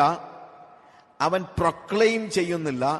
അവൻ ചെയ്യുന്ന പ്രവൃത്തികളെ മറ്റുള്ളവരെ കേൾപ്പിക്കേണ്ടതിന് വേണ്ടി അവൻ തെരുവീതിയിൽ അല്ലെങ്കിൽ പബ്ലിക്കായിട്ട് അവൻ ചെയ്യുന്ന കാര്യങ്ങളെ പറയുന്നില്ല. കാര്യം അതൊരു നിശബ്ദ സേവനമാണ്. സൗമ്യനായ ഒരു വ്യക്തിയുടെ പ്രത്യേകത അതാണ്. അവൻ ചെയ്യുന്ന കാര്യങ്ങൾ അവൻ എന്ത് ചെയ്യുന്നില്ല? നോട്ടീസ് അടിച്ച് പബ്ലിഷ് ചെയ്യുന്നില്ല. സൗമ്യനായ ഒരു വ്യക്തിയുടെ പ്രത്യേകത, അവൻ നിലവിളിക്കുകയില്ല. എന്ന് വെച്ച് കഴിഞ്ഞാൽ അവൻ ഒരിക്കലും പരാതി പറയുകയില്ല. യേശുവിന്റെ സൗമ്യതയുടെ പ്രത്യേകത ഏതാണ്? അവൻ ഒരിക്കൽ പോലും പരാതി പറയുന്നില്ല. നമ്മൾ എന്തെങ്കിലും ചെയ്യുകയും ചെയ്യും, പരാതി പറയുകയും ചെയ്യും. മാർത്ത എന്തെല്ലാം കാര്യങ്ങൾ ചെയ്തു, പക്ഷെ അവൾ പറയുന്നു, ഞാൻ ശുശ്രൂഷയാൽ കുഴങ്ങിയിരിക്കുന്നു, നിനക്ക് എന്നെക്കുറിച്ച് എന്താ ഒരു വിചാരമില്ലാത്തത്? ഇപ്പൊ പരാതി മറിയോട് മാത്രമല്ല, ആരോടുകൂടെയാണ്? യേശുവിനോടാ. ദേഷ്യം ഇപ്പൊ യേശുവിനോടാണ്. ചിലർക്കൊക്കെ എന്തെങ്കിലും പണി ചെയ്ത് പിന്നെ ദേഷ്യം മുഴുവൻ യേശുവിനോടാണ്. ഓരോരുത്തരെയൊക്കെ ഇങ്ങോട്ട് പറഞ്ഞു വിട്ടോളും, പിന്നെ ഞാൻ വേണം ഇതിനെല്ലാം കഷ്ടപ്പെടാൻ, എന്റെ ജീവിതത്തിലോട്ട് ഓരോ കാര്യങ്ങൾ കൊണ്ടുവന്നോളും, പിന്നെ ഞാൻ വേണം കിടന്ന് ഇല്ലേ പരാതി. ചെയ്യുമോ? അത് ചെയ്യുകയും ചെയ്യും. അതാണ് ഏറ്റവും വലിയ തമാശ. മാർത്ത ഉള്ള പണിയെല്ലാം ചെയ്യുന്നുണ്ട്, പക്ഷെ എന്തും ചെയ്യുന്നുണ്ട്, പരാതിയും പറയുന്നുണ്ട്. അതല്ല സൗമ്യത. യേശുവിന്റെ പ്രത്യേകതയായിട്ട്, ദാസന്റെ പ്രത്യേകതയായിട്ട് അവിടെ പറയുന്നത് എന്താണ്? അവൻ നിലവിളിക്കുകയില്ല. He will not lift up his voice. അവൻ ഒരിക്കലും അവന്റെ ശബ്ദം ഉയർത്തത്തില്ല. നമ്മുടെയൊക്കെ ജീവിതത്തിൽ ലിറ്ററലായിട്ട് എടുത്താൽ തന്നെ ഒന്ന് ആലോചിച്ച് നോക്കിയേ, എന്തുമാത്രം ഒച്ചയിലാണ് നമ്മൾ സംസാരിക്കുന്നത്, ഇല്ലേ? അവൻ എന്ത് ചെയ്യത്തില്ല, അവൻ ഒച്ച ഉയർത്തത്തില്ല. നമ്മൾ ഒച്ച ഉയർത്തുന്നത് എന്തുകൊണ്ടാണ്? മറ്റൊന്നുകൊണ്ടല്ല, നമ്മൾ റൈറ്റ് ആണെന്നുള്ള ഒരു ചിന്തയുള്ളത് കൊണ്ടാണ് നമ്മൾ എന്ത് ചെയ്യുന്നത്, ഒച്ച ഉണ്ടാക്കുന്നത്. നമ്മളെപ്പോഴും എന്തുകൊണ്ടാണ് ശബ്ദം ഉണ്ടാക്കുന്നത്? ഞാൻ പറഞ്ഞത് ശരിയാണ്, അതുകൊണ്ടാണ് ഞാൻ എന്ത് ചെയ്യുന്നത്, നമ്മൾ ഒച്ചത്തിൽ സംസാരിക്കുമ്പോൾ നമ്മൾ അഹങ്കാരമാണ് പറയുന്നത്. അഹങ്കാരം പറയാനാണ് നമ്മൾ എപ്പോഴും ഒച്ചത്തിൽ സംസാരിക്കുന്നത്. എപ്പോഴെങ്കിലും ഒരാൾ ഒച്ചത്തിൽ പറഞ്ഞു, അയ്യോ ഞാനൊരു പാപിയാണ്, ഞാൻ ചെയ്തതെല്ലാം തെറ്റാണെന്നാണ് നമ്മൾ ഒച്ച ഉണ്ടാക്കി പറയുന്നത്? ആണോ? ഞാൻ ചെയ്തതിനകത്ത് യാതൊരു തെറ്റുമില്ല എന്ന് പറയുമ്പോഴാണ് നമ്മൾ എന്ത് ചെയ്യുന്നത്, ഒച്ച ഉയർത്തി സംസാരിക്കുന്നത്. പക്ഷേ സൗമ്യനായ ഒരു വ്യക്തി എന്ത് ചെയ്യുന്നില്ല, അവൻ ഒച്ച ഉയർത്തുന്നില്ല. അവൻ ഒരിക്കലും അവനെ തന്നെ ജസ്റ്റിഫൈ ചെയ്യുന്നില്ല. അവൻ ഒരിക്കലും സ്വയം നീതീകരിക്കുന്നില്ല. അവൻ ഒരിക്കലും അവൻ ചെയ്യുന്ന പ്രവൃത്തി അവനൊരു ഭാരമാണെന്ന് പറഞ്ഞ് പരാതി പറയുന്നില്ല. എന്തെങ്കിലും ഒരു കാര്യം അവൻ ചെയ്തു തീർത്താൽ അതൊരു നിശബ്ദ സേവനമാണ്. അതിനെക്കുറിച്ച് എന്ത് ചെയ്യുന്നില്ല, തെരുവീതിയിൽ പരസ്യപ്പെടുത്തുന്നില്ല. ഇനി ആലോചിച്ച് നോക്കണം നമ്മുടെ സൗമ്യത എങ്ങനെ ഉണ്ടെന്ന്. സൗമ്യത എന്ന് പറഞ്ഞു കഴിഞ്ഞാൽ പെതിയെ അങ്ങോട്ടും ഇങ്ങോട്ടൊക്കെ നടക്കുന്നതൊക്കെ, ഉറുമ്പിനെ നോവിക്കാതെ നടക്കുന്നതൊക്കെ ആയിരുന്നെങ്കിൽ ഇറ്റ് വാസ് ഈസി. പക്ഷേ അതൊന്നും അല്ല സൗമ്യത. എന്ത്? നിശബ്ദമായ സേവനമാണ് സൗമ്യത. മൗനമായി സേവിക്കുകയാണ്. അവന്റെ ഈഗോയെ അവൻ ഒരിക്കലും സാറ്റിസ്ഫൈ ചെയ്യുന്നില്ല. ഒരു സൗമ്യനായ വ്യക്തിയുടെ പ്രത്യേകതയാണ്, അവന്റെ സ്വയത്തെ അവൻ ഒരിക്കലും നീതീകരിക്കുന്നില്ല, അത് മറ്റുള്ളവരുടെ മുമ്പിൽ കേൾപ്പിക്കുന്നില്ല, അവൻ പരാതി പറയുന്നില്ല. അതാണ് സൗമ്യത. മറ്റുള്ളവർ അവനോട് സംസാരിക്കുമ്പോൾ, ഈവൻ മത്തായിയുടെ സുവിശേഷം 26-ാം അധ്യായത്തിന്റെ 67 മുതലുള്ള വാക്യങ്ങളിൽ, ഞാൻ വാക്യങ്ങളെല്ലാം വായിക്കുന്നില്ല, ലൂക്കോസിന്റെ സുവിശേഷം 22-ാം അധ്യായത്തിലൊക്കെ, അല്ലെങ്കിൽ മർക്കോസിന്റെ സുവിശേഷം 15-ാം അധ്യായത്തിന്റെ 16 മുതൽ 20 വരെയുള്ള വാക്യങ്ങളിലൊക്കെ നമ്മൾ വായിക്കുമ്പോൾ അവിടെയെല്ലാം നമ്മൾ യെശയ്യാവിന്റെ പ്രവചനത്തിൽ യേശു പറഞ്ഞതായ കാര്യങ്ങൾ അതുപോലെ തന്നെ യേശു തന്റെ ജീവിതത്തിൽ പ്രതിഫലിപ്പിക്കുന്നത് നമ്മൾ കാണുന്നുണ്ട്. മത്തായിയുടെ സുവിശേഷം 26-ാമത്തെ അധ്യായത്തിന്റെ 66 മുതൽ 67-ാമത്തെ വാക്യത്തിൽ, അപ്പോൾ അവർ അവന്റെ മുഖത്ത് തുപ്പി അവനെ മുഷ്ടി ചുരുട്ടി കുത്തി, ചിലർ അവനെ കന്നത്തടിച്ചു, ഹേ ക്രിസ്തുവേ നിന്നെ തല്ലിയത് ആർ എന്ന് ഞങ്ങളോട് പ്രവചിക്കുക എന്ന് പറഞ്ഞു. യേശുവിന് അറിയത്തില്ലായിരുന്നു അവനെ തല്ലിയത് ആരാന്ന്? തീർച്ചയായിട്ടും അറിയാമായിരുന്നു, അല്ലേ? അവൻ പറഞ്ഞു, നീ മത്തിയാസ്, നീ യോഹൻ, നീ എന്താണ് ജേക്കബ് എന്നെല്ലാം പറഞ്ഞോ? ഇല്ല, ഒന്നും പറഞ്ഞില്ല. അവൻ അറിയാമായിരുന്നു. പക്ഷെ അറിയാമെന്നുള്ളത് എന്ത് ചെയ്തില്ല, അവൻ കാണിച്ചില്ല. നമുക്കാണെങ്കിൽ എൻ്റെ ദൈവവുമായിട്ടുള്ള എൻ്റെ ബന്ധത്തെ ചോദ്യം ചെയ്യാനല്ലേ ആ സഹോദരി പരിശ്രമിച്ചത്? എനിക്ക് വെളിപ്പാടില്ലെന്നല്ലേ ആ സഹോദരി പറഞ്ഞത്? എന്നാ എൻ്റെ വെളിപ്പാടൊന്ന് കാണിച്ചിട്ടേ ഉള്ളെന്ന് നമ്മൾ ചിന്തിച്ചേനെ. പക്ഷെ യേശു ചിന്തിച്ചോ, എന്നാ പറഞ്ഞേക്കാം യുവന്മാരുടെ പേരല്ല, അവന്മാരൊന്ന് അറിയട്ടെ, ഞാൻ ദൈവപുത്രനാണെന്നുള്ളത് അവന്മാരൊന്ന് അറിയട്ടെ എന്ന് കർത്താവ് ചിന്തിച്ചോ? ഇല്ല. കാര്യം അവൻ അവന്റെ ഈഗോയെ ഒരിക്കലും പ്രസാദിപ്പിച്ചില്ല. അതാണ് സൗമ്യത എന്ന് പറയുന്നത്. വീണ്ടും മർക്കോസിന്റെ സുവിശേഷത്തിലും അതിന്റെ 15-ാം അധ്യായം അതിന്റെ 16 മുതലുള്ള വാക്യങ്ങൾ വായിക്കുമ്പോൾ അവിടെ നമ്മൾ കാണുന്നത്, പടയാളികൾ അവനെ ആസ്ഥാനമായ മണ്ഡപത്തിന് അകത്ത് കൊണ്ടുപോയി പട്ടാളത്തെ എല്ലാം വിളിച്ചുകൂട്ടി അവനെ രക്താംബരം ധരിപ്പിച്ചു, മുള്ളുകൊണ്ടൊരു കിരീടം മെടഞ്ഞു, അവനെ ചൂടിച്ചു. രക്താംബരം ധരിപ്പിച്ചെന്ന് പറഞ്ഞു കഴിഞ്ഞാൽ നല്ല വസ്ത്രം കൊടുത്തെന്നല്ല അതിന്റെ അർത്ഥം, കേട്ടോ. നമ്മളാരും ചിന്തിക്കില്ല, രക്താംബരം നല്ലതാണല്ലോ, പക്ഷെ അങ്ങനല്ല. ഒരു ക്ലൗണിന്റെ വേഷം ധരിപ്പിച്ചെന്ന് അതിന്റെ അർത്ഥം. ഒരു ക്ലൗൺ എന്ന് പറഞ്ഞാൽ എന്താ? നമ്മുടെ കോമാളി വേഷം. അപ്പം നമ്മൾ ആരെങ്കിലും കളിയാക്കാനായിട്ട് ഒരുത്തനെ നമ്മൾ പിടിച്ചോണ്ട് വന്നിട്ട് അവനെ ഒരു പുരുഷന്റെ മേൽ നിങ്ങൾ ഒരു സ്ത്രീയുടെ നൈറ്റി എടുത്തിട്ടാൽ അതുപോലുള്ള ഒരു കാര്യം എന്ന് ചിന്തിച്ചാൽ മതി. ഓരോ സ്ഥലങ്ങളിലും ഓരോ ഡിഫറൻ്റ് ആയിരിക്കും. നമ്മുടെ ഞാൻ മൊസാംബിക്കിലെ ഒരു പ്രത്യേകതയുണ്ട്, അവിടെ കൈലി ഉടുക്കുന്നത് എപ്പോഴും പെണ്ണുങ്ങളാണ്. കൈലി ഉടുത്തു കഴിഞ്ഞാൽ അത് സിമ്പിളാണ്, സ്ത്രീകളുടെ ഒരു സിമ്പിളാണ് കൈലി ഉടുക്കുക. അപ്പം എൻ്റെ ഒരു ടവൽ ഒരിക്കലും ഞാൻ ഒരിടത്ത് മറന്നിട്ട് പോയി. അപ്പം തിരിച്ചു ഞാനൊരു പാസ്റ്റർ വീട്ടിൽ ചെന്ന് കഴിഞ്ഞപ്പോഴത്തേക്ക് ഞാനൊരു ടവൽ ചോദിച്ചപ്പോൾ അവനൊരു കൈലിയാണ് കൊണ്ടുവന്നത്. അപ്പം ലുങ്കി ഓക്കെ. അപ്പം ഞാൻ എന്നോട് ചോദിച്ചു, എനിക്കിത് ഉടുക്കാൻ പറ്റുമോ? കുളിക്കാൻ വേണ്ടി അവൻ തന്നത്. ഞാൻ ഇത് ഉടുക്കാൻ പറ്റുമോ? എന്നെ നോക്കിയിട്ട് പറഞ്ഞു, അതെ മുറിക്കകത്ത് ഉടുത്തോ, പക്ഷെ പുറത്തൊന്നും ഉടുക്കണ്ടെന്ന് പറഞ്ഞു. പിന്നെ ഞാൻ മനസ്സിലാക്കുന്നത്, ഒരാള് ലുങ്കി ഉടുത്തോണ്ട് ഒരു പുരുഷൻ പുറത്തിറങ്ങി കഴിഞ്ഞാൽ ആളുകൾ കൈകൊട്ടിച്ചിരിക്കാൻ തുടങ്ങും. കാര്യം ഇവിടെ ഒരു പുരുഷൻ നൈറ്റി ഇട്ടുകൊണ്ട് പുറത്തിറങ്ങുന്നത് പോലെയാണ് മൊസാംബിക്കില് ഒരാള് ലുങ്കി ഉടുത്തോണ്ട് പുറത്തിറങ്ങുന്നത്. എന്നാൽ സ്ത്രീകൾ അങ്ങനെയല്ല. സ്ത്രീകൾ ഒരുപക്ഷെ അവർ ഉപയോഗിച്ചിരിക്കുന്നത് നല്ല ഒരു ജീൻസും ടീഷർട്ടും ഒക്കെ ആയിരിക്കും. പക്ഷെ മാന്യരായ സ്ത്രീകൾ അതിന്റെ മുകളിൽ ഒരു കൈലി ഉടുത്തിരിക്കും. ഇപ്പൊ പള്ളിയിൽ വന്നു കഴിഞ്ഞാൽ മാന്യത എന്ന് പറയുന്നത് നമ്മൾ തലയിൽ തുണിയിടുന്നതിന് പകരം അവർക്ക് തലയിലൊന്നും തുണിയൊന്നും എടുത്തില്ല. പക്ഷെ അവരെന്ത് ചെയ്യും? അവരൊരു കൈലി ഉടുത്തിരിക്കും. കൈലി ഉടുത്താൽ അതിന്റെ അർത്ഥം വളരെ മാന്യമായ വേഷമാണെന്നാണ്. ഒരു സ്ത്രീ പക്ഷെ ആ കൈലിക്ക് അകത്ത് ഒരുപക്ഷെ അവർ ജീൻസും ടീഷർട്ടും ഒക്കെ ആയിരിക്കും ഇട്ടിരിക്കുന്നത്. എന്നാൽ അതിന്റെ മുകളിൽ എന്ത് ചെയ്തിരിക്കും? ഒരു കൈലി കൊടുത്തിരിക്കും. ഇതേപോലെ രക്താംബരം എന്ന് പറയുമ്പോഴത്തേക്ക് നിങ്ങൾ ചിന്തിക്കരുത് എന്ത് നല്ലൊരു വസ്ത്രം ധരിക്കാൻ കൊടുത്തു. അങ്ങനല്ല, അവനൊരു കോമാളി വേഷം ധരിപ്പിച്ചു എന്നാണ് അതിന്റെ അർത്ഥം. അവനെ കോമാളി വേഷം ധരിപ്പിച്ചിരിക്കുകയാണ്. വീണ്ടും നമ്മളോട് വായിക്കുമ്പോൾ അവിടെ എന്താണ്? അവനെ ഒരു മുള്ളുകൊണ്ട് ഒരു മെടഞ്ഞ ഒരു കിരീടം അവനെ ധരിപ്പിച്ചൂടിച്ചു. യഹൂദന്മാരുടെ രാജാവെ ജയ ജയ എന്ന് പറഞ്ഞു വന്ദിച്ചെന്ന് പറഞ്ഞ് അവനെ നമസ്കരിക്കൊന്നുമല്ല, അവനെ കളിയാക്കി പറയുകയാണ്. എല്ലാം കളിയാക്കിയാണ് പറയുന്നത്. കോൽ കൊണ്ട് അവന്റെ തലയിൽ അടിച്ചു, അവനെ തുപ്പി, മുട്ടുകുത്തി അവനെ നമസ്കരിച്ചു. നോക്ക്, മുട്ടുകുത്തി അവനെ നമസ്കരിച്ചു പറഞ്ഞാൽ അത് പോസിറ്റീവായിട്ടല്ല, ഐറണിക്കലായിട്ട്. എന്താ? What it says, you are not a king at all, but you claim, നീ പറയുന്നത് നീ രാജാവാണെന്നാ, പക്ഷെ we know you are nobody. അവിടെ എവിടെയെങ്കിലും യേശു അവന്റെ അത്ഭുത പ്രവൃത്തി, യേശു എന്തെല്ലാം അത്ഭുതങ്ങൾ ചെയ്തു. ഇവിടെ യേശു എന്തെങ്കിലും ഒരു അത്ഭുതം കൊണ്ട് താൻ രാജാവാണെന്ന് തെളിയിക്കുവാനുള്ള എന്തെങ്കിലും ഒരു പരിശ്രമം നടത്തുന്നത് നമ്മൾ കാണുന്നുണ്ടോ? അങ്ങനെ അവനെ പരിഹസിച്ച ശേഷം അവർ രക്താംബരം നീക്കി സ്വന്തം വസ്ത്രം ധരിപ്പിച്ച് അവനെ ക്രൂശിപ്പാൻ കൊണ്ടുപോയി. നോക്ക്, പരിഹസിച്ച ശേഷം എന്ന് എഴുതിയിരിക്കുന്നു. വെച്ച് കഴിഞ്ഞാൽ ഇനി ബാക്കിയില്ലെന്ന്. അതുപോലെ അവനെ പരിഹസിച്ചു. പക്ഷേ യേശു സംസാരിച്ചോ? ഇല്ല. കാരണം ഇതൊക്കെ അവനെതിരെ ജനം ചെയ്തതായ ദ്രോഹങ്ങളാണ്.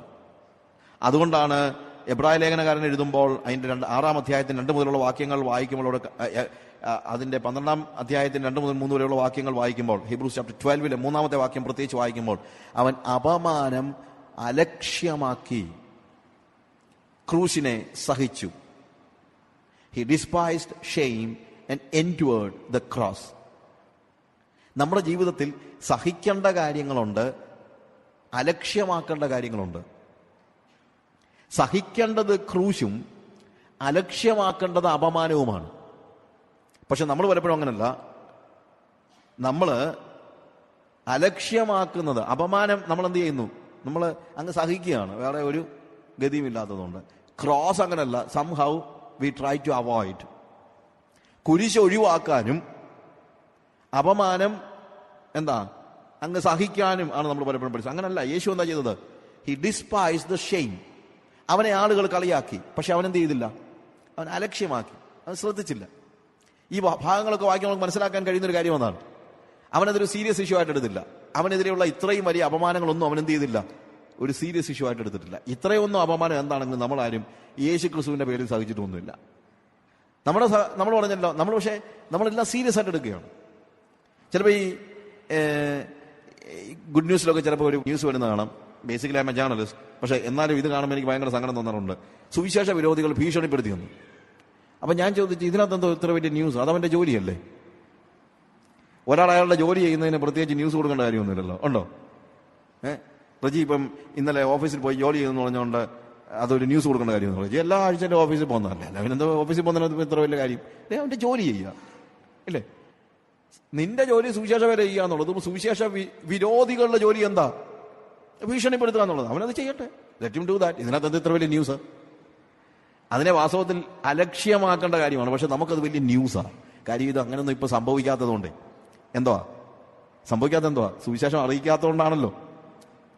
സുവിശേഷം അറിയിക്കുന്നുമില്ല, പിന്നെ ഇപ്പൊ അതിനെതിരെ എന്തുവാ ഭീഷണിയോ കാര്യങ്ങളോ ഒന്നും ഈ പറയുന്നത് പോലെ ഒന്നും ഉണ്ടാകേണ്ട കാര്യമില്ല. അപമാനം അവനെന്ത് ചെയ്തു? അലക്ഷ്യമാക്കി ക്രൂശിനെ അവനെന്ത് ചെയ്തു? സഹിച്ചു. He endured the cross. നമുക്ക് ഒഴിവാക്കാൻ പറ്റാത്തതായ കാര്യങ്ങളുണ്ട്. അതിലൊന്നാണ് ക്രോസ് എന്ന് പറയുന്നത്. It is just like the hurdles and hindrances in a race. ഒരു റേസിൽ ഹഡിൽസ് ഉണ്ട്, ഹിൻഡ്രൻസസ് ഉണ്ട്. ഹിൻഡ്രൻസസ് നമ്മൾ എടുത്തു കളയണമായിരിക്കും, പക്ഷെ ഹഡിൽസ് നമുക്ക് എടുത്തു കളയാൻ പറ്റത്തില്ല. ആരെങ്കിലും ഹഡിൽസ് ഓടാൻ പോകുന്ന കൂട്ടത്തിൽ ഇതെന്തോ ഇതിനിടയ്ക്കെല്ലാം കൊണ്ട് കമ്പി വെച്ചിരിക്കുന്നത്, ഇതെല്ലാം എടുത്ത് കളയാം, എന്നാലും ഞാൻ ഓടത്തോളം പറഞ്ഞു കഴിഞ്ഞാൽ ശരിയാകുമോ? ഇല്ല. കാര്യം അത് ആര് വെച്ചിരിക്കുന്നതാ? അത് ശത്രു കൊണ്ട് വെച്ചിരിക്കുന്നൊന്നുമല്ല. നമുക്കെല്ലാ ശത്രുവാണല്ലോ കൊണ്ടുവെക്കുന്നത്. അത് ശത്രുവല്ല കൊണ്ട് വെച്ചിരിക്കുന്നത്. ഈ ഓട്ടം ഡിസൈൻ ചെയ്ത ആൾ തന്നെ വെച്ചിരിക്കുന്നതാണ് എന്ത്? ഹഡിൽസ് എന്ന് പറയുന്നത്. അത് എടുത്തു കളയാൻ പറഞ്ഞു കഴിഞ്ഞാൽ നമ്മൾ ശരിയായ ഓട്ടക്കാരനല്ലെന്ന് അതിന്റെ അർത്ഥം. എന്നാൽ വഴി കിടക്കുന്ന കല്ലോ നമ്മുടെ ദേഹത്ത് കിടക്കുന്ന എന്തെങ്കിലും ഭാരമോ അതൊക്കെ എടുത്ത് കളയാൻ പറ്റിയേക്കും. പറയാൻ പറ്റുന്നില്ല, കളയണം. അതുകൊണ്ടാണ് സകല ഭാരവും മുറുകെ പറ്റുന്ന പാപവും വിട്ട്, അതും കൊണ്ട് ഓടാൻ പറ്റത്തില്ല. എന്നാൽ വഴിയിൽ വെച്ചിരിക്കുന്നതാണ് അപമാനവും ക്രോസും. അതിനെ നമുക്ക് എന്ത് ചെയ്യാൻ പറ്റത്തില്ല, എടുത്തു കളയാനോ ഉപേക്ഷിക്കുവാനോ അവോയ്ഡ് ചെയ്യാനോ പറ്റുകയില്ല. അത് നമുക്ക് വേണ്ടി ഉള്ളതാണ്. അത് നമുക്ക് വേണ്ടി ഉള്ളതാണെന്നുള്ള തിരിച്ചറിവുണ്ടാകുമ്പോൾ അതിന്റെ സഹനത്തിൽ നമ്മൾ അസഹിഷ്ണുരാകുന്നില്ല. അവിടെയാണ് മീക്നെസ് എന്ന് പറയുന്നത്. അവൻ അപമാനം അലക്ഷ്യമാക്കി.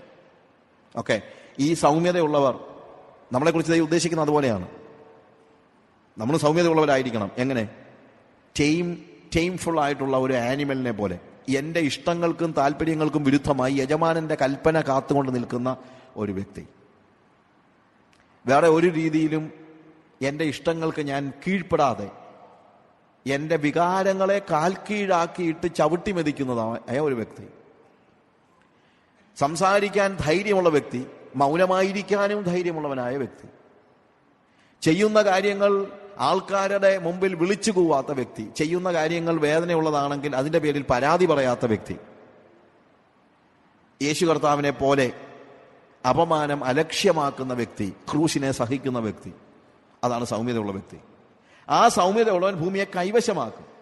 കൈവശമാക്കും എന്ന് പറയുമ്പോൾ കീഴ്പ്പെടുത്തും എന്നുള്ള അർത്ഥമല്ല. They shall inherit the earth. Inherit എന്നുള്ള വാക്കിലാണ് അവിടെ പ്രധാനം. അത് കൈക്കലാക്കുകയല്ല, നേടിയെടുക്കുകയല്ല. ഇൻഹെറിറ്റൻസ് എപ്പോഴും നമുക്ക് ലഭിക്കുകയാണ്. എൻ്റെ പിതാവിൻ്റെ പിതൃസ്വത്ത് എനിക്ക് ഇൻഹെറിറ്റൻസ് ആണ്. എൻ്റെ ഇൻഹെറിറ്റൻസ് പറഞ്ഞാൽ എന്താണ്? എൻ്റെ അപ്പൻ്റെ സ്വത്താണ് വാസ്തവത്തിൽ ഇൻഹെറിറ്റൻസ്.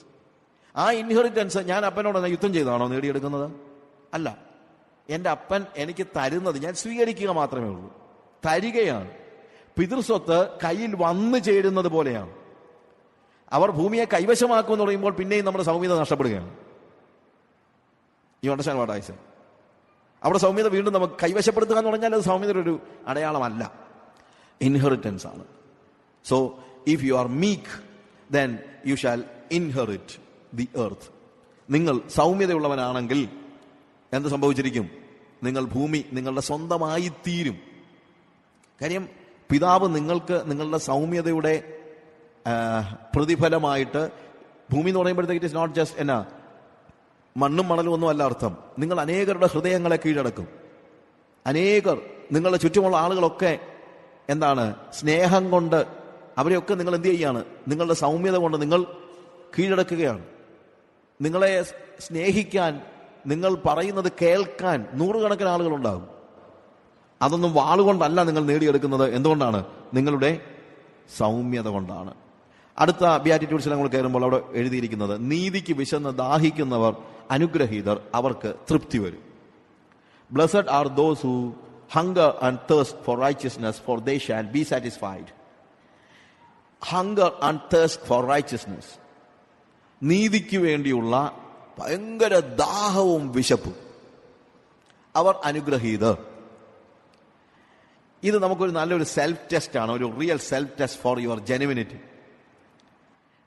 ദാഹവും വിശപ്പും, വേറൊരു രീതി പറഞ്ഞു കഴിഞ്ഞാൽ, അതിന് മറ്റൊരു വാക്ക് പറഞ്ഞാൽ ഒരു പാഷൻ ഇല്ലെങ്കിൽ നഷ്ടപ്പെട്ടു പോകുന്ന ഒരു സ്റ്റേജ്. അതാണ് ശരിക്കും ദാഹവും വിശപ്പും എന്ന് പറയുമ്പോൾ. Hunger and thirst for righteousness. നമ്മളുടെ പാഷൻ റൈച്ചസ്നെസ് ആണോ അതോ നമ്മളുടെ സ്വകീയമായ ഇഷ്ടങ്ങളാണോ?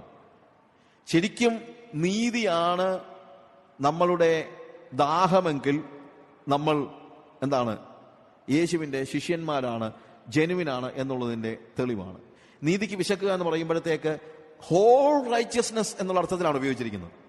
ഹങ്കർ ഫോർ ബ്രെഡ് എന്ന് പറഞ്ഞാൽ, നമ്മളിപ്പം I have hunger four bread എന്ന് നമ്മൾ പറഞ്ഞു കഴിഞ്ഞാൽ, നോർമലി ഒരു മേശപ്പുറത്ത് നമ്മൾ ഇരിക്കുകയാണെങ്കിൽ എനിക്ക് വിശക്കുന്നു, എനിക്ക് റൊട്ടി വേണമെന്ന് പറഞ്ഞു കഴിഞ്ഞാൽ അവിടെ ഇരിക്കുന്ന റൊട്ടി മുഴുവനായിട്ട് എനിക്ക് വേണമെന്നല്ല ശരിക്കും പറഞ്ഞാൽ അതിൻ്റെ അർത്ഥം.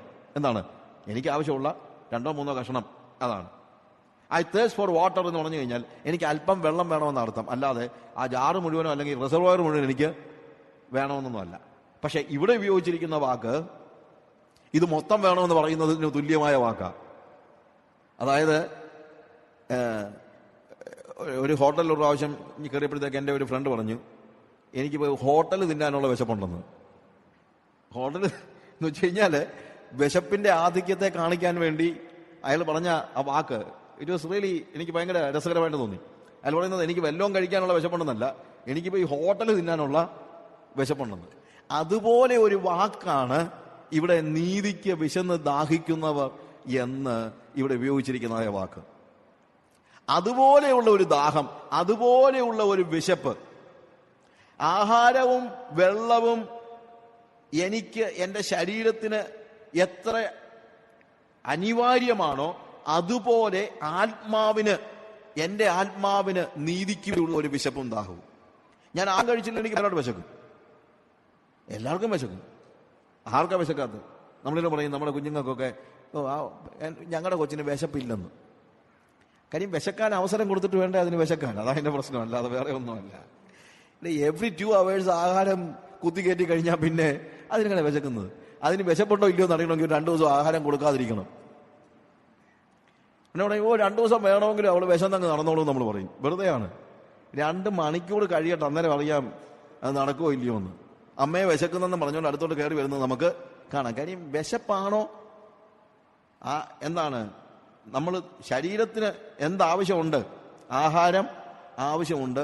അത് കഴിച്ചില്ലെങ്കിൽ നമുക്ക് വിശപ്പ് കാണും. വെള്ളം കുടിച്ചില്ലെങ്കിൽ നമുക്ക് ദാഹമുണ്ടാകും. ഇതുപോലെ നീതിക്ക് വേണ്ടിയുള്ള ഒരു ദാഹം ആത്മാവിലുണ്ടാകുന്നതാണ് ശരിക്കും എന്ത്? നീതിക്ക് വിശന്ന് ദാഹിക്കുക എന്ന് പറയുന്നതായ ഒരു അവസ്ഥ. ഇവിടെയും ഞാൻ പറഞ്ഞല്ലോ, എല്ലാ ബിയാറ്റിറ്റ്യൂഡ്സിനുമുള്ള ഒരു പ്രത്യേകതയുണ്ട്. എന്താ? അതിന് 2 ആസ്പെക്ട് ഉണ്ട്. കരച്ചിലിന് 2 ആസ്പെക്ട് ഉണ്ട്. എന്താ നമ്മൾ ദാരിദ്ര്യത്തിന് 2 ആസ്പെക്ട് ഉണ്ട്. ഇതുപോലെ തന്നെ നീതിക്ക് വേണ്ടിയുള്ള വിശപ്പിനും ദാഹത്തിനും 2 ആസ്പെക്ട് ഉണ്ട്. കരച്ചിലിന് നമ്മൾ പാപബോധത്താലുള്ള കരച്ചിലും തേജസ്കരണത്തിന് വേണ്ടിയുള്ള ഞരക്കവുമുണ്ട്.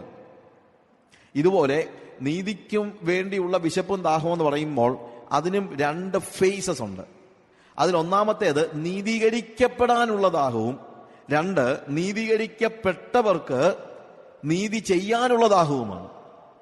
നീതീകരിക്കപ്പെടാനുള്ള ഒരു ദാഹം, നീതിക്ക് വിശന്ന് ദാഹിക്കുന്നവർ എന്ന് പറയുമ്പോൾ അടിസ്ഥാനപരമായി നമ്മൾ റൈച്ചിയസ് അല്ല, നീതിമാൻ ആരുമില്ല, ഒരുത്തൻ പോലുമില്ല എന്നാണ് റോമാലേഖനത്തിൽ നമ്മൾ വായിക്കുന്നത്. നീതിമാൻ ആരുമില്ല, ഒരുത്തൻ പോലുമില്ല. എല്ലാവരും പാപം ചെയ്ത് ദൈവ തേജസ് നഷ്ടപ്പെടുത്തി. Every one has fallen short of his glory. അവന്റെ മുമ്പിൽ നിൽപ്പാൻ കഴിവുള്ള ഒരു വ്യക്തി പോലുമില്ല. അതാണ് വാസ്തവത്തിൽ ഒരു നമ്മളുടെ നീതിയുടെ കാര്യം പറയുമ്പോഴത്തേക്ക് നമ്മുടെ അവസ്ഥ. We are morally bankrupt before God. അപ്പൊ അങ്ങനെ ഞാൻ മോറലി ബാങ്ക്രപ്റ്റ് ആണെന്ന് അറിയുമ്പോൾ എനിക്കുണ്ടാകുന്ന ഒരു വലിയ പ്രത്യേകതയുണ്ട്. എന്ത്? നീതീകരിക്കപ്പെടുവാനുള്ള വലിയ ദാഹം, ആത്മാവിന്റെ ഒരു ദാഹം. എന്താണ് നീതി എന്ന വാക്ക് ഇവിടെ അർത്ഥമാക്കുന്നത്? നീതി എന്ന് പറഞ്ഞു കഴിഞ്ഞാൽ ദൈവവുമായിട്ടുള്ള നീതി. നമ്മൾ റോമാലേഖനം 5-ാം വാക്യം വായിക്കുമ്പോൾ വിശ്വാസത്താൽ നീതീകരിക്കപ്പെട്ടിട്ട് ഇപ്പോൾ നമുക്ക് ദൈവത്തോട് സമാധാനമുണ്ട്. നീതീകരിക്കപ്പെട്ടിട്ട്. നേരത്തെ നമുക്കും ദൈവത്തിനും മധ്യത്തിൽ നീതിയില്ലായിരുന്നു. നീതി എന്ന് പറയുന്നത് ഇടയ്ക്കൊന്നുമില്ലാത്ത ഒരവസ്ഥയെ ദ്യോതിപ്പിക്കുന്ന ഒരു വാക്കാണ്. ഇടയ്ക്കൊന്നുമില്ലാത്ത. ഞാനും നിങ്ങളും തമ്മിൽ ഇപ്പോൾ വാസ്തവത്തിൽ നീതിയില്ലെന്ന് പറയാം. കാര്യം ഇതിനിടയ്ക്ക് എന്തുണ്ട്? എനിക്ക് അങ്ങോട്ട് നടന്നു വരാൻ വയ്യാത്തതുപോലെ ഇവിടെ ഒരു പോഡിയം ഇരിപ്പുണ്ട്. പക്ഷെ ഞാൻ ഇവിടുന്ന് മാറിക്കഴിഞ്ഞാൽ, ഈ പോഡിയം ഇവിടുന്ന് മാറ്റിക്കഴിഞ്ഞാൽ എനിക്ക് നിങ്ങൾക്ക് മധ്യത്തിൽ നീതിയുണ്ട്. വേറെ രീതി പറഞ്ഞു കഴിഞ്ഞാൽ ആക്സസ് ഉണ്ട്. കാര്യം എനിക്ക് നിങ്ങൾക്ക് മധ്യത്തിൽ ഒന്നും ഇല്ല. ഇതേപോലെ ദൈവവും നമ്മളും തമ്മിൽ ഇടയ്ക്കൊന്നുമില്ലാത്ത അവസ്ഥയാണ് നീതീകരണം എന്ന് പറയുന്നത്. That is justification. അതുകൊണ്ട് വിശ്വാസത്താൽ നീതീകരിക്കപ്പെട്ടിട്ട് ഇപ്പോൾ നമുക്ക് ദൈവവുമായിട്ട് സമാധാനമുണ്ടെന്ന് പറയാൻ കാരണം യേശു കർത്താവിന്റെ രക്തത്താൽ നമുക്കും ദൈവത്തിനും മധ്യത്തിലുണ്ടായിരുന്ന പാപത്തിന്റെ വൻമതിൽ അവൻ ഇടിച്ചു കളഞ്ഞതുകൊണ്ട് ഇപ്പോൾ ദൈവത്തിന്റെ അടുത്തേക്ക് പോകാൻ കഴിയുന്ന രീതിയിൽ നമുക്ക് ആക്സസ് ഉണ്ടെന്ന് അതിന്റെ അർത്ഥം. അതുകൊണ്ടാണ് റോമാലേഖനം 5-ാം അധ്യായത്തിൽ തന്നെ തുടർന്ന് വായിക്കുമ്പോൾ നമ്മളോട് വായിക്കുന്നത്, അതുകൊണ്ട് നാം നിൽക്കുന്ന ഈ കൃപയിലേക്ക് നമുക്ക് അവൻ മുഖാന്തരം പ്രവേശനവും ലഭിച്ചിരിക്കുന്നു, നമുക്ക് ആക്സസ് കിട്ടിയിരിക്കുന്നു. അപ്പോൾ നേരത്തെ എന്തില്ലായിരുന്നു? ദൈവവുമായിട്ട് എനിക്ക് എന്തില്ലായിരുന്നു? നീതി ഇല്ലായിരുന്നു. അപ്പോൾ എൻ്റെ മനസ്സിന്റെ വലിയ ഒരു മോഹമാണ്, ആഗ്രഹമാണ്, സംഹാവ് എനിക്ക് എന്ത് വേണം? ദൈവവുമായിട്ട് ആക്സസ് വേണം. ദൈവവുമായിട്ട് എനിക്ക് നീതീകരിക്കപ്പെടണം. ദൈവവുമായിട്ട് എനിക്ക് ഇടപഴകണം. എനിക്ക് സമാധാനം വേണം ദൈവവുമായിട്ട്. സമാധാനം എന്ന വാക്കിനും വളരെ വ്യത്യസ്തമായ ഒരു അർത്ഥമുണ്ട്. ശരിക്കും നെയ്ത്തുകാരുപയോഗിക്കുന്ന, വീവിങ്ങിനകത്ത് ഉപയോഗിക്കുന്ന ഒരു വാക്കായത്. വീവിങ്ങിന്റെ ഒരു പ്രത്യേകതയുണ്ട്. പല നൂലുകൾ ഇഴ ചേരുകയാണ്, ഒട്ടിച്ചു വെക്കുകയല്ല. അതായത് നമ്മളുടെ നെയ്യുന്ന കൂട്ടത്തിൽ എന്താണ്, തറികളിൽ ഈ നൂലെന്ത് ചെയ്യുന്നു, ഒന്നിന്റെ ഇടയ്ക്കൂടെ ഒന്ന് കയറി ഇഴ ചേരുകയാണ്. അപ്പൊ ഇഴ ചേർന്ന് കഴിഞ്ഞാൽ നമുക്കതിനെ മാറ്റാൻ പറ്റത്തില്ല. ശരിക്കും ഐറൈൻ എന്ന് പറയുന്ന, നമ്മൾ ഐറിൻ എന്ന് പറയുമ്പോഴത്തേക്ക് it's the same meaning. Irene എന്ന് നമ്മൾ പറയുന്ന ഈ വാക്കിന്റെ അർത്ഥം എന്നറിയാമോ? ഇഴ ചേരുക എന്നാണ്. ഇഴ ചേരുക എന്ന് പറഞ്ഞു കഴിഞ്ഞാൽ പെർഫെക്റ്റ് ആയിട്ട് യോജിക്കുക എന്നാണ് അതിന്റെ അർത്ഥം. സമാധാനം എന്ന് പറഞ്ഞാൽ അതിന്റെ വാക്യത്തിന്റെ അർത്ഥം അതാണ്. അല്ലാതെ ഹൃദയത്തിനുണ്ടാകുന്ന, മനസ്സിനുണ്ടാകുന്ന ഒരു ചെറിയ സമാധാനം എന്നുള്ള അർത്ഥത്തിലല്ല ഇവിടെ ഉപയോഗിച്ചിരിക്കുന്നത്. ഇവിടെ ഉപയോഗിച്ചിരിക്കുന്നത് വിശ്വാസത്താൽ നിങ്ങളുടെ, അല്ലെങ്കിൽ യേശുക്രിസ്തുവിലുള്ള വിശ്വാസത്താൽ നിങ്ങൾക്കും ദൈവത്തിനും മധ്യത്തിലുള്ള പാപത്തിന്റെ വന്മതിൽ ഇപ്പോൾ തകർന്നിരിക്കുന്നത് കൊണ്ട് നിങ്ങൾക്കിപ്പോൾ ദൈവവുമായിട്ട് എന്തുണ്ട്? ആക്സസ് ഉണ്ട്. അതുകൊണ്ട് നീതീകരിക്കപ്പെട്ടിട്ട് ഇപ്പോൾ നമുക്ക് ദൈവത്തോട് സമാധാനമുണ്ട്. അഥവാ ഇപ്പോൾ നിങ്ങളും ദൈവവുമായിട്ട് ഇഴ ചേർന്നിരിക്കുന്നു. വേർപിരിക്കാൻ കഴിയാത്ത രീതിയിൽ ഇപ്പൊ ദൈവവും നിങ്ങളുമായിട്ട് എന്ത് ചെയ്തിരിക്കുന്നു? ചേർന്നിരിക്കുന്നു എന്നുള്ളതാണ് അവിടെ പറയുന്നതായ കാര്യം. അതില്ലെങ്കിൽ എന്തില്ല? സമാധാനം ഇല്ല. നീതിയില്ലാത്ത സമാധാനമാണ് ഇന്ന് പൊതുവെ ലോകം നമുക്ക് നൽകുന്നത്. അതുകൊണ്ട് ആളുകൾ പറയുന്നത് എന്താ, നീ ഇവിടെ വന്നിരുന്ന് കുറച്ച് നേരം ധ്യാനിച്ചു കഴിഞ്ഞാൽ നിനക്ക് സമാധാനം ഉണ്ടാകും. അങ്ങനെ സമാധാനം ഒന്നും ഉണ്ടാകത്തില്ല. അത് ഒരു ഫ്യൂട്ടൈൽ ആയിട്ടുള്ള, വ്യർത്ഥമായ ഒരു സമാധാനമാണ്. കാര്യം നീതിയില്ലാതെയാണ് സമാധാനം. അതുകൊണ്ട് TM-ൽ കിട്ടുന്ന, ട്രാൻസെൻഡന്റൽ മെഡിറ്റേഷനിൽ കിട്ടുന്ന സമാധാനമല്ല യേശു കർത്താവ് നിങ്ങൾക്ക് തരുന്നത്. യേശു തരുന്നത് നീതിയുടെ ഫലമായ സമാധാനമാണ്. എന്താണ് നീതി? ദൈവത്തിന് നമുക്ക് മധ്യത്തിലുണ്ടായിരുന്ന പാപത്തെ തുടച്ചു മാറ്റിയിട്ട് ദൈവത്തോട് ആക്സസ് നൽകിയിട്ട് കർത്താവ് എന്ത് ചെയ്യുന്നു? അവനുമായിട്ട് ഇഴ ചേരുവാനുള്ള ബന്ധം നമുക്ക് ഉണ്ടാക്കി തരുന്നു. അതിനുവേണ്ടിയുള്ള വലിയ ഒരു മോഹം, അതിനുവേണ്ടിയുള്ള ദാഹം. അല്ലെങ്കിൽ ഞാൻ പാപത്തിൽ ജീവിക്കുമ്പോൾ പാപം എന്നെയും ദൈവത്തെയും തമ്മിൽ അകറ്റിയിരിക്കുന്നു എന്നുള്ള വലിയ ബോധ്യത്തിൽ നിന്ന്, തിരിച്ചറിവിൽ നിന്ന് ഞാൻ എന്ത് ചെയ്യുകയാണ്? ദൈവത്തോട് ചേരുവാനുള്ള വലിയ ഒരു മോഹം. നമ്മൾ സങ്കീർത്തനം 42-ന്റെ 1-2 വാക്യങ്ങൾ വായിക്കുമ്പോൾ, as the deer panteth for the water, നമ്മൾ പറയുന്ന, as a heart longs for flowing streams, so longs my soul for thee, O God. മാൻ നീർത്തോടുകളിലേക്ക് ചെല്ലുവാൻ കാംക്ഷിക്കുന്നത് പോലെ ദൈവമേ, എന്റെ ആത്മാവ് നിന്നോട് ചേരുവാൻ, ഒക്കെ ഉപയോഗിച്ചിരിക്കുന്ന വാക്ക്, നിന്നോട് ചേരുവാൻ ഞാൻ കാംക്ഷിക്കുന്നു. My soul thirsts for thee, for the living God. When shall I come and behold the face of God? എനിക്ക് എപ്പോൾ ദൈവത്തിന്റെ മുഖം കാണാനായിട്ട് കഴിയും? ഇപ്പോൾ ഞാൻ ദൂരെയാണ്, ഇപ്പോൾ ഞാൻ ദൈവത്തിന്റെ മുഖം കാണുന്നില്ല. പക്ഷെ എനിക്ക് ഭയങ്കര ആഗ്രഹമുണ്ട്. എന്ത്? എനിക്ക് ദൈവത്തിന്റെ മുഖം കാണണം. എനിക്ക് എപ്പോൾ അവന്റെ അടുത്ത് ചെല്ലാൻ പറ്റും, എപ്പോൾ അവനുമായിട്ട് എനിക്ക് യോജിക്കാൻ പറ്റും എന്നുള്ള വലിയ ഒരു മോഹം, ദാഹം, നീതീകരിക്കപ്പെടുവാനുള്ള വലിയ മോഹം, അവന്റെ സാന്നിധ്യത്തിലേക്ക് പ്രവേശിക്കുവാനുള്ള വലിയ മോഹം. അതാണ് നമ്മളവിടെ കാണുന്നത്. 63-ാം സങ്കീർത്തനത്തിന്റെ 1 മുതലുള്ള വാക്യങ്ങൾ, ഓ God, thou art my God, I seek thee, my soul thirsts for thee, my flesh faints for thee, as in dry and weary land where there is no water. വെള്ളമില്ലാതെ ഉണങ്ങി വരണ്ട ഒരു ദേശത്ത് വെള്ളം ഒഴിക്കുമ്പോൾ എത്ര ആഴത്തിൽ അത് ദാഹം, നമുക്കറിയാമല്ലോ, അതിനെ കുടിച്ച് വറ്റിക്കുന്നുവോ, അതുപോലെയുള്ള ഒരു ദാഹം, ഒരു മോഹം. എന്തിനു വേണ്ടി? നിനക്കായി. ഓ God, thou art my God, I seek thee, my soul thirsts for thee. എന്റെ ആത്മാവ് നിനക്കായി, ജീവനുള്ള ദൈവത്തിനായി തന്നെ കാംക്ഷിക്കുന്നു. ദൈവം തരുന്ന കാര്യങ്ങൾക്ക് വേണ്ടിയല്ല, സമ്മാനങ്ങൾക്ക് വേണ്ടിയല്ല, ഭൗതികമായ കാര്യങ്ങൾക്ക് വേണ്ടിയല്ല. എന്തിനു വേണ്ടിയാണ്? നിനക്കായി. ഇന്ന് ഈ ഒരു ദാഹമാണ് ആവശ്യമായിരിക്കുന്നത്. നീതീകരിക്കപ്പെടുവാനുള്ള വലിയ ഒരു ദാഹം, നീതീകരിക്കപ്പെടാനുള്ള വലിയ ദാഹം, വലിയൊരു വിശപ്പ്. Give me this or else I die. എനിക്കിത് നൽകുക, അല്ലെങ്കിൽ ഞാൻ മരിക്കട്ടെ എന്ന് പറയുന്ന ഒരു ദാഹം. മരിച്ചു പോകുമെന്നുള്ളൊരു ചിന്ത. ഇത് കിട്ടിയില്ലെങ്കിൽ ഞാൻ മരിച്ചു പോകും. My soul, അവിടെ എഴുതിയിരിക്കുന്ന ഒരു വാക്ക്, so have I looked, my flesh faints for thee. എന്റെ ദേഹി നിനക്കായിട്ട് കാംക്ഷിക്കും തന്നെയല്ല, ഫെയിൻസ് എന്ന് വെച്ച് കഴിഞ്ഞാൽ എനിക്ക് ദൈവത്തെ കാണാൻ പറ്റിയില്ലെങ്കിൽ, അറിയാൻ പറ്റിയില്ലെങ്കിൽ, അതെനിക്ക് ലഭിക്കുന്നില്ലെങ്കിൽ ദൈവത്തിന് വേണ്ടിയുള്ള എൻ്റെ മോഹം സഫലമാകുന്നില്ലെങ്കിൽ ഞാൻ മരിച്ചു പോകുമെന്ന് തോന്നുന്നൊരവസ്ഥ. അത്രയ്ക്ക് നീതീകരിക്കപ്പെടുവാനുള്ള വലിയ ഒരു ആഗ്രഹം. ഇത് ലഭിച്ചില്ലെങ്കിൽ ഞാൻ മരിച്ചു പോകുമെന്ന് ചിന്തിക്കത്തക്ക രീതിയിലുള്ള വലിയൊരു മോഹം. ഇന്ന് ആ രീതിയിലുള്ളൊരു ദാഹം നമുക്ക് ആവശ്യമാണ്. നീതീകരിക്കപ്പെടുവാനുള്ള മോഹം. ഇനി അടുത്തത് എന്താണ്?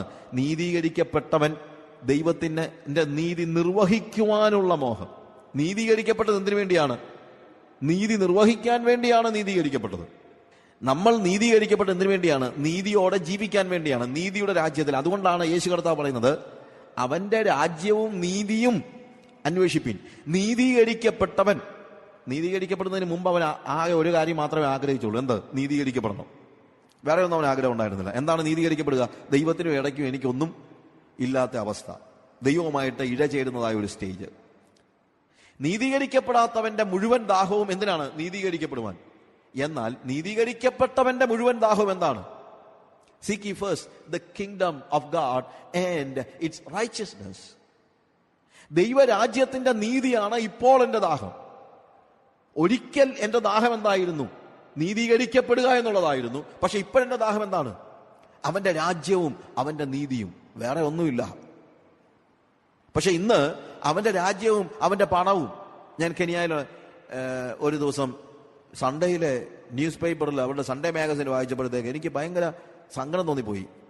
ആഫ്രിക്കയിലെ ഈ നൈറോബിയിലുള്ള ചർച്ചസ് എത്രത്തോളം ധനമോഹികളാണെന്ന് അവിടുത്തെ ഒരു സെക്യുലർ പത്രം അവരുടെ മാഗസിൻ, സൺഡേ മാഗസിനിൽ ഇറ്റ് ഈസ് വിത്ത് മീ, എന്റെ കയ്യിലിരിപ്പുള്ളത്. അവർ എഴുതിയിരിക്കുന്ന, അവർ ടൈറ്റിൽ കൊടുത്തിരിക്കുന്നത്, ജേർണലിസ്റ്റുകളല്ലേ അവന്മാർ കൊടുത്തിരിക്കുന്നത്, seek ye the kingdom of God and its money.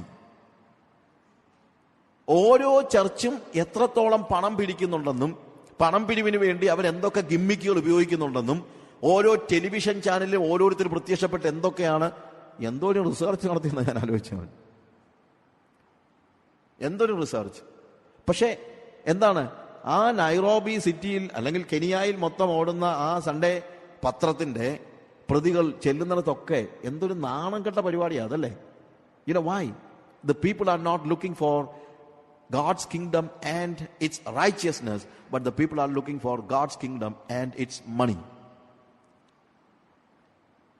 അതൊരു നാണം കെട്ട പരിപാടിയാണ്, ദൈവനാമത്തിന് അപമാനമാണ്.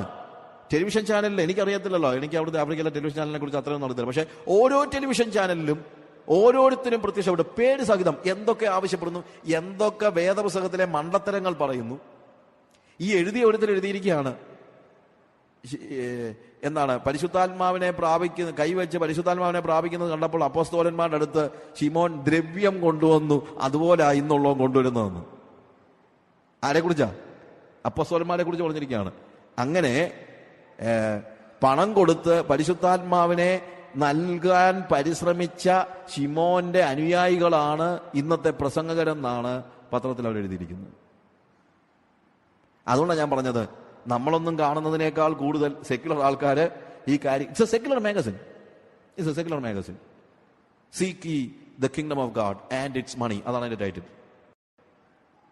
പ്രിയമുള്ളവരെ, നിങ്ങൾ യഥാർത്ഥത്തിൽ ഒരു ക്രിസ്തു ശിഷ്യനാണെങ്കിൽ, ക്രിസ്തു ശിഷ്യനാകുന്നതിന് മുമ്പ് നിങ്ങളുടെ ദാഹം എന്തായിരുന്നു? നീതീകരിക്കപ്പെടുവാനുള്ള ദാഹമായിരുന്നു. പക്ഷെ ഇപ്പൊ നിങ്ങളുടെ ദാഹം എന്താണ്? അവന്റെ രാജ്യവും അവന്റെ നീതിയും. Seek ye first the kingdom of God and its righteousness. ദൈവരാജ്യത്തെക്കുറിച്ച് പൗലോസ് പറയാണ്, ദൈവരാജ്യം ഭക്ഷണവും പാനീയവുമല്ല, നീതിയും സമാധാനവും പരിശുദ്ധാത്മാവിൽ സന്തോഷവും അത്രേ. അതാണോ നമുക്കിന്ന് ദൈവരാജ്യം? ദൈവരാജ്യത്തെക്കുറിച്ച് പറയുമ്പോൾ ആദ്യം നമ്മുടെ മനസ്സിൽ വരുന്നത് ദൈവരാജ്യത്തിന്റെ നീതിയാണോ, അല്ലെങ്കിൽ നമ്മൾ നീതിക്ക് വേണ്ടി വിശക്കുന്നവരോ ദാഹിക്കുന്നവരോ അല്ല? Seek ye first the kingdom of God and its righteousness. രണ്ടാമതോ, മുമ്പേ അവന്റെ രാജ്യവും നീതി അന്വേഷിപ്പിൻ. രണ്ടാമത് നമ്മുടെ കാര്യമോ? അല്ല, അങ്ങനില്ല. അവിടെ മുമ്പേ അവന്റെ രാജ്യവും നീതി അന്വേഷിപ്പിൻ. രണ്ടാമത് എന്തോ അന്വേഷിക്കണ്ടേ? രണ്ടാമതും അത് തന്നെ അന്വേഷിക്കണ്ടേ? രണ്ടാമതും 10ാമതും 100ാമതും അന്വേഷിക്കാൻ നമുക്ക് ഒന്നേ ഉള്ളൂ. എന്ത്? അവന്റെ രാജ്യവും അവന്റെ നീതിയും. Seek ye first the kingdom of God and its righteousness, and these things shall be added unto you. അത് നിനക്ക് തിരക്കാനുള്ളതല്ലെന്നാ പറയുന്നത്. അല്ലാതെ നീ ആദ്യം ദൈവത്തിന്റെ രാജ്യവും നീതി അന്വേഷിക്കുക, അത് കഴിഞ്ഞിട്ട് നിനക്ക് ആവശ്യമുള്ളതൊക്കെ നീ അന്വേഷിക്കാനല്ല അവിടെ പറയുന്നത്. നിന്റെ മനസ്സിൽ ഒന്നേ ഉണ്ടാകാവൂ, എന്ത്? God's kingdom and it's righteousness. ബാക്കിയുള്ള കാര്യങ്ങളോ അത് നിന്റെ കാര്യം, അത് ദൈവം ചെയ്യുന്ന കാര്യമാണ്. അവിടെ തന്നെ പറയുന്നത് and all these things shall be added unto you എന്ന് പറയുമ്പോഴത്തേക്ക് എന്താണ് ഇതൊക്കെയും എന്ന് പറയുമ്പോൾ, നമ്മൾ ഇതൊക്കെ എന്ന് പറയുമ്പോഴത്തേക്ക് കൈ ഇങ്ങനെ വീശിയാ പറയുന്നത്. പക്ഷെ ഇതൊക്കെയും എന്താണെന്നുള്ളത് മോളിൽ പറഞ്ഞിട്ടുണ്ട്, അതുകൂടെ നോക്കി വേണം. ആകയാൽ എന്ത് തിന്നും, എന്ത് കുടിക്കും, എന്ത് ഉടുക്കുമെന്ന് നിങ്ങൾ വിചാരപ്പെടരുത്, ഇതൊക്കെയും ജാതികൾ അന്വേഷിക്കുന്നു. കൂടുതലൊന്നുമല്ല, കഴിക്കാനും കുടിക്കാനും ആകെ എന്ത് തിന്നും, എന്ത് കുടിക്കും, എന്ത് ഉടുക്കും, കഴിക്കാനും കുടിക്കാനും ധരിക്കാനും ഉള്ള കാര്യങ്ങൾ പോലും അന്വേഷിക്കുന്നു പറഞ്ഞു കഴിഞ്ഞാൽ ചിന്തിക്കുന്നതല്ല, വറി ചെയ്യുന്നത്. There is a big difference between thinking and worrying. വൈകുന്നേരം എന്തോ കഞ്ഞിക്ക് അല്ലെങ്കിൽ നാളെ രാവിലെ എന്തോ ബ്രേക്ക്ഫാസ്റ്റിന് എന്നുള്ളത് ഇന്ന് ചിന്തിക്കേണ്ടെന്നല്ല അർത്ഥം.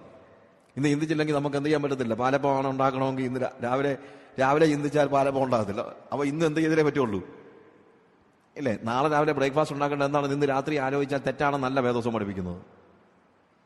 എന്താണ്? നാളെ രാവിലെ എന്തോ ഉണ്ടാക്കും എന്ന് ചിന്തിക്കുന്നതാണ് പ്രശ്നം. You understand the difference? നാളത്തെക്കുറിച്ച് വിചാരപ്പെടരുതെന്നാണ്. You understand? നാളത്തെക്കുറിച്ച് വിചാരപ്പെടാൻ പാടില്ല. ആകയാൽ എന്ത് തിന്നും, എന്ത് കുടിക്കും, എന്ത് ഉടുക്കും എന്ന് നിങ്ങൾ എന്ത് ചെയ്യാൻ പാടില്ല, വിചാരപ്പെടരുത്. ഈ വകയൊക്കെയും ആരന്വേഷിക്കുന്നു?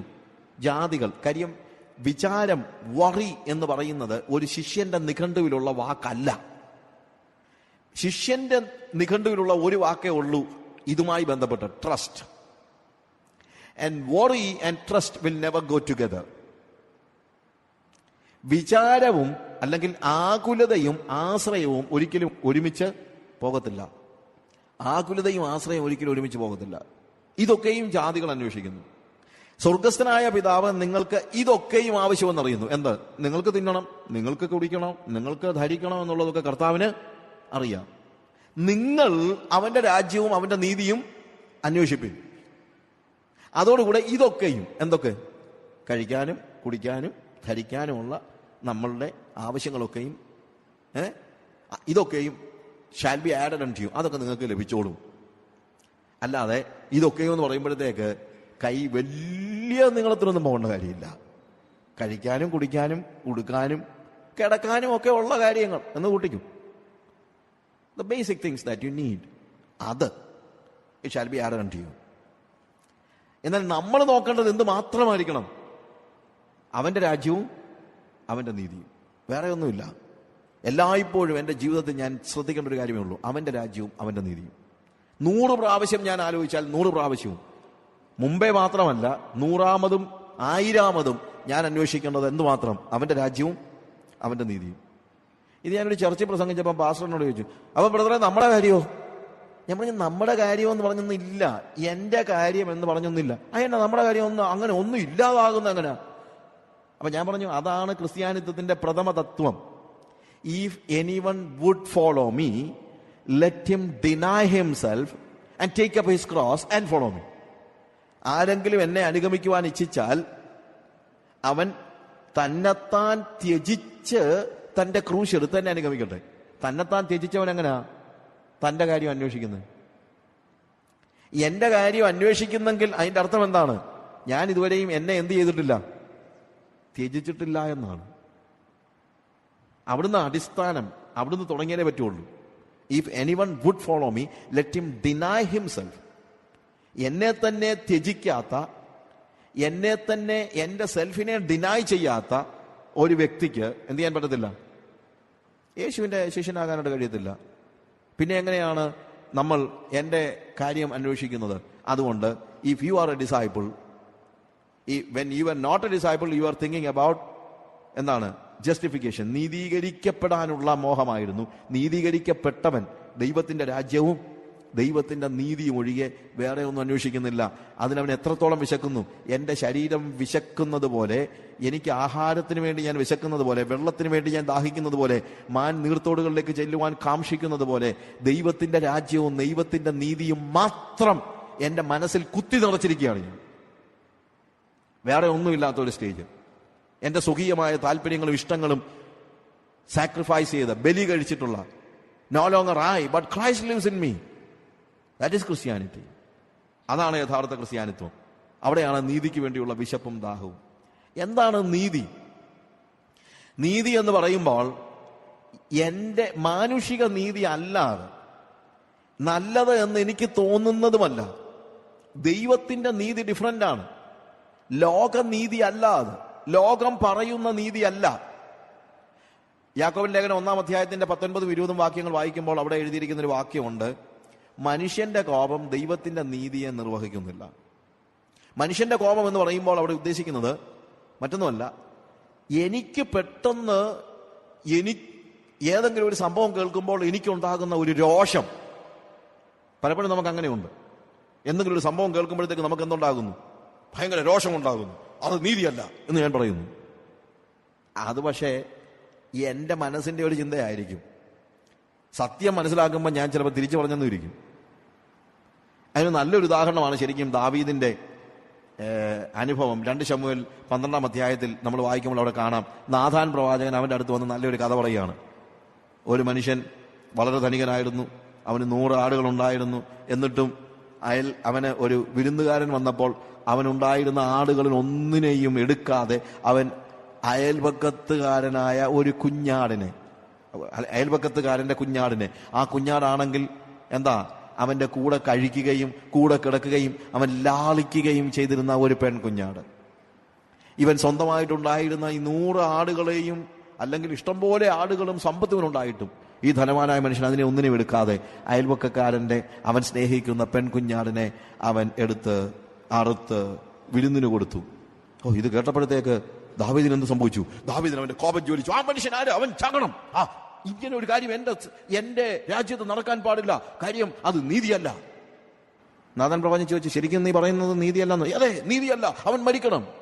അവൻ മരിക്കണമെന്ന് നിനക്ക് ബോധ്യമുണ്ടെങ്കിൽ ഞാൻ പറയാം, ആ മനുഷ്യൻ നീ തന്നെ. അയ്യോ, ഞാനായിരുന്നോ? ഇതാണ് മനുഷ്യന്റെ കോപം ദൈവത്തിന്റെ നീതിയെ പ്രവർത്തിക്കുന്നില്ല. നമ്മൾ പലപ്പോഴും നീതി എന്ന് പറയുന്നത് വല്ലവരുടെയും കാര്യത്തിലാണ്. വല്ലവരുടെയും കാര്യം വരുമ്പോൾ ഭയങ്കര നീതിബോധമാണ് നമുക്ക്. നമ്മുടെ രോഷമല്ല നമ്മുടെ നീതി.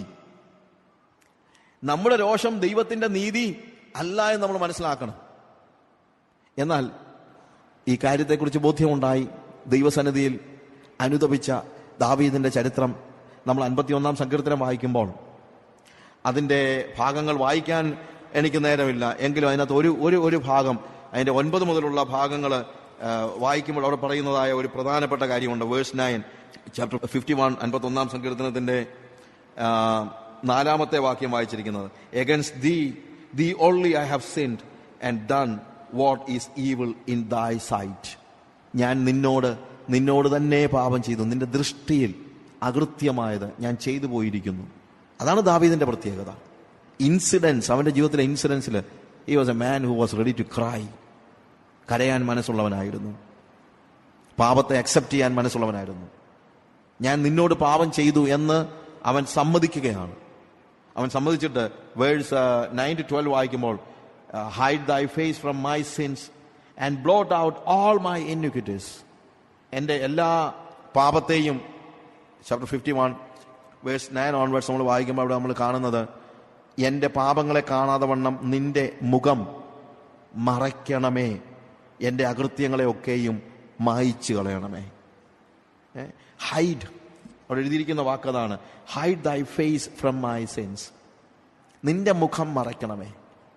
നോക്കുക, ആദാം പാപം ചെയ്തു കഴിഞ്ഞപ്പോൾ അവനെ മറയ്ക്കാൻ നോക്കി, റൈറ്റ്? ദാവീദ് പാപം ചെയ്തു കഴിഞ്ഞപ്പോൾ അവൻ പറയാണ്, എവിടെ പോയി മറയ്ക്കാൻ? ഞാൻ എവിടെ പോയാലും നിനക്കത് മറവായിരിക്കുകയില്ല. ആകെ എനിക്ക് നിന്നോട് ആവശ്യപ്പെടാൻ കഴിയുന്ന ഏക കാര്യം നിന്റെ മുഖം മറയ്ക്കണമെന്നാ. നമ്മളൊക്കെ പാപം ചെയ്യാഞ്ഞിട്ടല്ല, നമ്മളൊക്കെ നീതിമാന്മാരായി ഭൂമിയിലേക്ക് അവതരിച്ചത് കൊണ്ടല്ല. പ്രത്യുത ഇന്ന് നമ്മൾ ജീവനോടിരിക്കുന്നതിന്റെ കാരണം നമ്മുടെ പാപങ്ങളെ കാണാതെ വണ്ണം അവന്റെ മുഖം മറച്ചതാണ്. നമ്മൾ നമ്മുടെ പാപങ്ങളെ മറയ്ക്കാൻ പരിശ്രമിച്ചാൽ ഒരിക്കലും വിജയിക്കത്തില്ല. പക്ഷെ ഇവിടെ എന്താ സംഭവിക്കുന്നത്? അവന്റെ മുഖം മറയ്ക്കണം. അവൻ പറഞ്ഞു, ഇല്ല, ഞാനൊന്നും കണ്ടില്ല. ഇന്ന് വാസ്തവത്തിൽ ആവശ്യമായിരിക്കുന്ന ഒരു കാര്യം അതാണ്, അവന്റെ മുഖം മറയ്ക്കുക. താഴോട്ട് വായിക്കുന്ന സമയത്ത് വളരെ സ്പെസിഫിക് ആയിട്ട് പറയുന്ന, അവൻ പറയുന്നതായ ഒരു വാക്ക് 51:9 verse 10 and also I'm not reading all those passage. എന്നിട്ട് സംസാരിക്കുമ്പോൾ നീ നീതിമാനായിരിക്കും. അവൻ പറയുന്നൊരു കാര്യമാണ്. സംസാരിക്കുമ്പോൾ അതിന്റെ വേഴ്സ് 4 നിന്നോട് തന്നെ ഞാൻ പാപം ചെയ്തു, നിനക്ക് അനിഷ്ടമായത് ഞാൻ ചെയ്തിരിക്കുന്നു. സംസാരിക്കുമ്പോൾ നീ നീതിമാനായും വിധിക്കുമ്പോൾ നിർമ്മലനായും ഇരിക്കേണ്ടതിന് തന്നെ. എന്നു ചോദിച്ചു കഴിഞ്ഞാൽ ഇതാണ് വാസ്തവത്തിൽ പാപമോചനത്തിന്റെ അല്ലെങ്കിൽ പാപത്തിന്റെ ഒരു പ്രധാനപ്പെട്ട ഒരു പ്രത്യേകത. ഇതാണ് ഇവിടെ, അല്ലെങ്കിൽ അനുതാപത്തിന്റെ ഒരു പ്രത്യേകത. ഇവിടെ ദാവീദ് പറഞ്ഞതെന്നറിയാമോ? നീ എന്നോട് സംസാരിച്ചാൽ, എന്റെ പാപത്തെക്കുറിച്ച് നീ സംസാരിച്ചാൽ, നീയാണ് നീതിമാൻ. അതായത് നീ എന്നെ എന്ത് ശിക്ഷിച്ചാലും എനിക്കൊരിക്കലും പറയാൻ പറ്റത്തില്ല എന്ത് നീ ചെയ്തത് കൂടുതലായി പോയെന്നുള്ളത് പറയാൻ പറ്റത്തില്ല. U understand the difference? അവിടുത്തെ വ്യത്യാസം. സംസാരിക്കുമ്പോൾ ആര് നീതിമാനാണ്?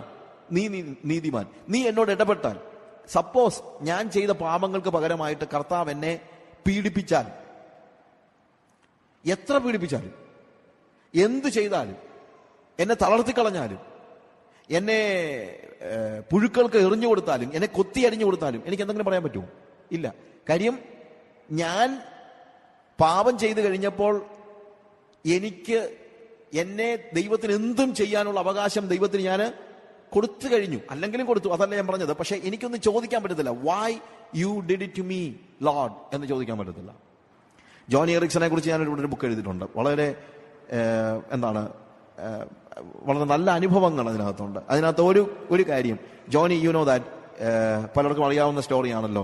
ക്വാഡ്രിപ്ലജിക് ആയിട്ട് ഹോൾ ബോഡി പാരലൈസ്ഡ് ആയിട്ട് കിടക്കുന്ന ഒരു സമയത്ത് അവളുടെ ഡാഡിയോട് ചോദിക്കുന്ന ഒരു ചോദ്യമുണ്ട്. ഡാഡി, ഞാൻ എന്ത് ചെയ്തിട്ടാ ദൈവം എന്നെ ഇങ്ങനെ ശിക്ഷിച്ചത്? ആരും ചോദിച്ചു പോകുന്ന ചോദ്യമാണ്. എന്നെ അപ്പൻ പറയുന്നൊരു കാര്യമുണ്ട്, മോളെ, നീ ചെയ്ത എന്തെങ്കിലും പാപത്തിന്റെ ശിക്ഷയാണിതെന്ന് ഞാൻ ഒരിക്കലും പറയത്തില്ല.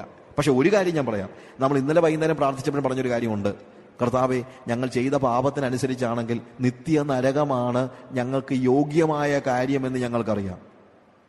ഇന്നലെ അത് പ്രാർത്ഥിച്ചപ്പോൾ നിത്യ നരകമൊന്നും അല്ലല്ലോ ദൈവം നിനക്ക് തന്നിരിക്കുന്നത്. You are paralysed, of course you are suffering. പക്ഷേ ദൈവം ഞാൻ എന്ത് ചെയ്തിട്ടാണ് എനിക്ക് ഇങ്ങനെ പറ്റിയതെന്ന് ചോദിക്കാനുള്ള അവകാശം നമുക്ക് ഇല്ല. അതുകൊണ്ടാണ് ഇവിടെ ദാവീദ് പറയുന്നത് എന്ത്? സംസാരിക്കുമ്പോൾ നീ നീതിമാനായിരിക്കും. നീ എനിക്കെതിരെ എന്ത് ചെയ്താലും ഞാൻ ഒരിക്കലും നിന്നോട് വാദിക്കാനായിട്ട് എനിക്ക് കഴിയാതെ വണ്ണം എന്തും എന്റെ ജീവിതത്തിൽ സംഭവിക്കുന്ന ഏത് കാര്യവും അതിനപ്പുറത്തും എന്നിൽ വന്നു പെടാൻ, അല്ലെങ്കിൽ അതിനപ്പുറത്തുള്ള ശിക്ഷയ്ക്ക് ഞാൻ യോഗ്യനാണെന്നുള്ള തിരിച്ചറിവ്. പ്രിയമുള്ളവരെ, ഈ തിരിച്ചറിവാണ് നമുക്ക് അത്യന്താപേക്ഷിതമായിരിക്കുന്നത്. അപ്പോഴാണ് നമുക്ക് യഥാർത്ഥ മാനസാന്തരം ഉണ്ടായിരിക്കുന്നത്. ഞാൻ എന്തോ ചെയ്തിട്ടാ ദൈവം എന്റെ ജീവിതത്തിൽ ഇതൊക്കെ ചെയ്തത് എന്ന് ചോദിക്കുമ്പോൾ നമ്മൾ സ്വയനീതിയിലാണ് നിൽക്കുന്നതെന്ന് ഇപ്പോഴും മനസ്സിലാക്കേണ്ടി വരും. ഞാൻ പറഞ്ഞ മനസ്സിലാക്കണം. ഞാൻ എന്ത് ചെയ്തിട്ടാണ് എനിക്ക് ഇങ്ങനെയൊക്കെ വന്നു ഭവിച്ചതെന്ന് നമ്മൾ ചോദിച്ചാൽ അതിന്റെ അർത്ഥം എന്താണ്? ഞാൻ അത്ര പാപിയൊന്നും അല്ലെന്നാണ് നമ്മൾ പറയുന്നത്. പാപത്തിന്റെ ശിക്ഷയാണോ അല്ലയോ എന്നുള്ളതല്ല അവിടുത്തെ വിഷയം. പക്ഷെ ദാവീദ് പറയുന്നത് എന്താണ്? നീ എന്നെ എന്ത് ചെയ്താലും നീ നീതിമാനായിരിക്കും. നീ എന്നെ എന്ത് ചെയ്താലും ഇതിനപ്പുറത്തായിട്ട് എന്താണ്? ഇതിനപ്പുറത്തായിട്ട് എന്നെ പീഡിപ്പിക്കുവാനുള്ള അവകാശം നിന്നിൽ ഉണ്ട്. സംസാരിക്കുമ്പോൾ നീ നീതിമാനും വിധിക്കുമ്പോൾ നീ നിർമ്മലനുമാണ്. കാര്യം എനിക്ക് ചോദ്യങ്ങളില്ല എന്നാണ് ദാവീദോട് പറയുന്നത്. ചോദ്യങ്ങളില്ലാത്തവനായി ദൈവത്തിന്റെ മുമ്പിൽ നിൽക്കുന്നവനായ ഒരു ദാവീദ്. നമ്മുടെ ജീവിതത്തിലും അത് വാസ്തവത്തിൽ ആവശ്യമായിരിക്കുന്നത്. ദൈവത്തെ ചോദ്യം ചെയ്യാൻ നമുക്ക് അവകാശമില്ല. അവകാശമില്ലെന്ന് പറയുന്നത് ചോദ്യം ചെയ്തേക്കരുത് എന്ന് കർത്താവ് കൽപ്പിച്ചതുകൊണ്ടൊന്നുമല്ല. ചോദ്യം ചെയ്യാൻ ചെല്ലുമ്പോഴറിയുന്നത് നമ്മുടെ കയ്യിൽ ചോദ്യം ചെയ്യാനുള്ള ഒരു സാധനവും ബാക്കിയില്ലാന്ന്. നമുക്കതിനുള്ള യോഗ്യതയൊന്നും ഇല്ല. അവന്റെ കരുണയിലാണ് നമ്മൾ നിൽക്കുന്നത്. ആ ഒരു തിരിച്ചറിവ്. അപ്പോൾ നീതി എന്ന് പറയുന്നത് എന്തല്ല, നമുക്ക് വേണ്ടി വാദിക്കുന്നതല്ല. പ്രത്യുത നമ്മൾ അനുഭവിക്കുന്ന ഏത് ദുരിതത്തിനും അപ്പുറത്തുള്ളതിന് നമ്മളെ പീഡിപ്പിക്കുവാനുള്ള, ശിക്ഷിക്കാനുള്ള അവകാശം ആർക്കുണ്ട്? ദൈവത്തിനുണ്ട്.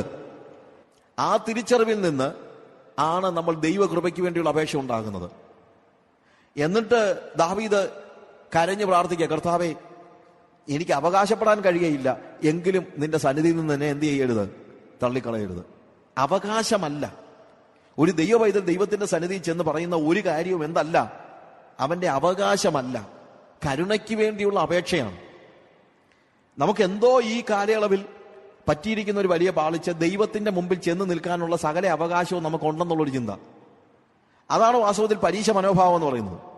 പരീശൻ വാസ്തവത്തിൽ ദൈവത്തിന്റെ സന്നിധി ചെന്ന് നിൽക്കുമ്പോൾ നീ ഇതെനിക്ക് ചെയ്തു തരാൻ ഞാൻ യോഗ്യൻ എന്നാണ് പറയുന്നത്. കർത്താവ്, ഞാൻ അവനെ പോലെയല്ല, ഞാൻ നീതി കെട്ടവനോ പിടിച്ചുകൊടുക്കാരനോ അല്ലെങ്കിൽ ഞാൻ കൊള്ള ചെയ്യുന്നവനോ ഒന്നുമല്ല, ഈ നിൽക്കുന്ന വ്യഭിചാരി ഒന്നുമല്ല, ഈ നിൽക്കുന്ന ചുങ്കക്കാരനെ പോലെയും ഞാനല്ല. നോർമലി നിനക്ക് കിട്ടുന്ന യുവമാരെ പോലെയുള്ള വെറും കൊള്ളരുതാത്തവന്മാരെയൊക്കെയാ, പക്ഷെ എന്നെ പോലെ നല്ലൊരു മനുഷ്യനെ കിട്ടുന്നതിന് നീ എനിക്ക് സ്തോത്രം ചെയ്യണമെന്നാണ് പറയുന്നത്. അവനെന്താണ്? അവന്റെ സ്വയം നീതിയിലാണ് നിൽക്കുന്നത്. വിശ്വാസികളും മിക്കപ്പോഴും ദൈവസന്നിധി ചെന്ന് പ്രാർത്ഥിക്കുന്ന അവരുടെ സ്വയം നീതിയിൽ നിന്നുകൊണ്ടാണ്. പക്ഷെ ദാവീദ് പറയാണ്, സംസാരിക്കുമ്പോൾ നീ നീതിമാനായിരിക്കും, വിധിക്കുമ്പോൾ നീ നിർമ്മലനായിരിക്കും. എനിക്കൊരിക്കലും നിന്റെ മുമ്പിൽ യാതൊന്നും അവകാശപ്പെടാനില്ല. എങ്കിലും നിന്റെ സന്നിധിയിൽ നിന്ന് എന്നെ തള്ളിക്കളയരുതേ, നിന്റെ പരിശുദ്ധാത്മാവിനെ എന്നിൽ നിന്ന് എടുക്കുകയും അരുതേ. എന്നെ നന്നായി കഴുകി ഈ സോപ്പ് കൊണ്ട് എന്നെ ശുദ്ധീകരിക്കണമേ. It is all the work is the deeds of God. നീതിയെക്കുറിച്ച് വീണ്ടും പറയുമ്പോൾ മത്തായിയുടെ സുവിശേഷം 5-20 വാക്യത്തിൽ കർത്താവ് നമ്മുടെ ഗിരിപ്രഭാഷണത്തിന്റെ ഭാഗമായിട്ട് തന്നെ പറയുന്നൊരു കാര്യമുണ്ട്. നിങ്ങളുടെ നീതി പരീശന്മാരുടെയും ശാസ്ത്രിമാരുടെയും നീതിയെ കവിയുന്നില്ലെങ്കിൽ. പരീശന്റെയും ശാസ്ത്രിയുടെയും നീതിയുടെ പ്രത്യേകത എന്താണെന്ന് ചോദിച്ചാൽ അത് സെൽഫ് റൈച്ചിയസ്, അല്ലെങ്കിൽ അവരുടെ സെൽഫ് റൈച്ചിയസ്നെസ് ആണ്. പരീശനും ശാസ്ത്രിയും സെൽഫ് റൈച്ചിയസ് ആയിട്ടാണ്, സ്വയം നീതി ഉള്ളവനായിട്ടാണ് ചെന്ന് നിൽക്കുന്നത് തന്നെ. അവൻ ഞാൻ നിന്റെ മുമ്പിൽ നിൽക്കാൻ യോഗ്യനെന്ന് പറഞ്ഞുകൊണ്ടാണ് നിൽക്കുന്നത്. രണ്ടാമത്തെ ഒരു കാര്യം, അവരുടെ നീതിയുടെ, പരീശന്റെ നീതിയുടെ ഒരു പ്രത്യേകത, അവരുടെ അല്ലെങ്കിൽ ശാസ്ത്രിമാരുടെ നീതിയുടെ പ്രത്യേകത, അവർ ഓരോ നിയമങ്ങളും അക്ഷരം പ്രതി എടുത്തു പറഞ്ഞിട്ട് പറയാണ് ഞങ്ങൾ അത് ചെയ്തിട്ടില്ല.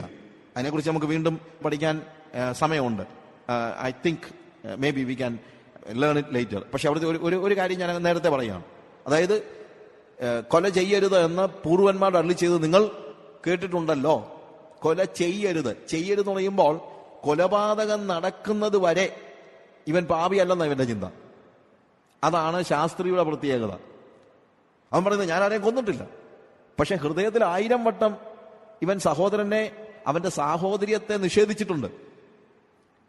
അപ്പോൾ യേശു കർത്താവ് നീതി എന്ന് പറയുമ്പോൾ നിങ്ങളുടെ നീതി പരീശന്മാരുടെയും ശാസ്ത്രിമാരുടെയും നീതിയെ കവിയുന്നില്ലെങ്കിൽ എന്ന് പറയുമ്പോൾ പ്രവൃത്തിയിലല്ല, പ്രവൃത്തിക്ക് പിന്നിലുള്ള ഹൃദയത്തിന്റെ ശുദ്ധിയാണ്, ഇന്റൻഷനാണ് കർത്താവ് അവിടെ വ്യക്തമാക്കുന്നത്.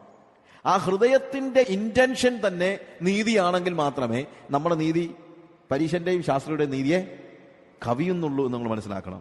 നീതി എന്ന് പറയുമ്പോൾ വീണ്ടും ഞാനത് ഇച്ചിരി ഓടിച്ച് പറഞ്ഞു പോകുകയാണ്, പിന്നീട് അതിനെക്കുറിച്ച് വിശദമാക്കാൻ സമയമുണ്ടെങ്കിൽ ചെയ്യാം.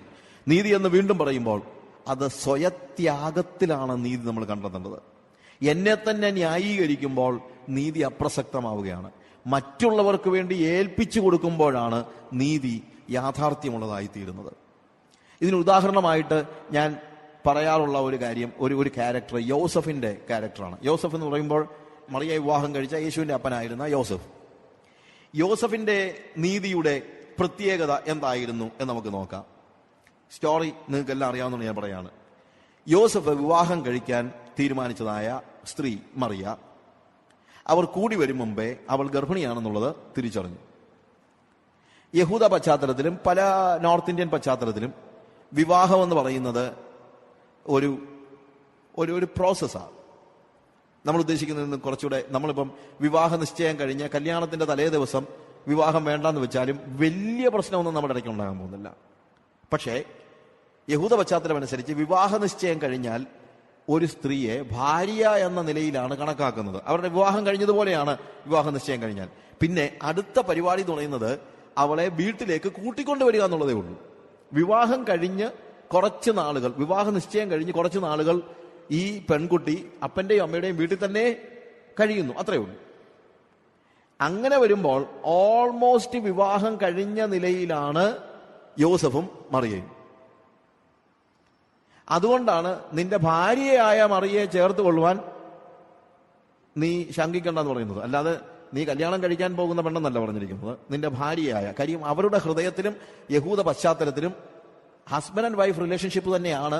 ബെട്രോത്തിൽ കഴിഞ്ഞാൽ ഉടനെ തന്നെ അവരുടെ റിലേഷൻ അത്രയ്ക്കും സ്ട്രോങ് ആണ്.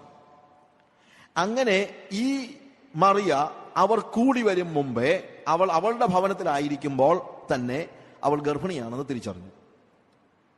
അതൊരു വല്ലാത്തൊരു സ്റ്റേജാണ്.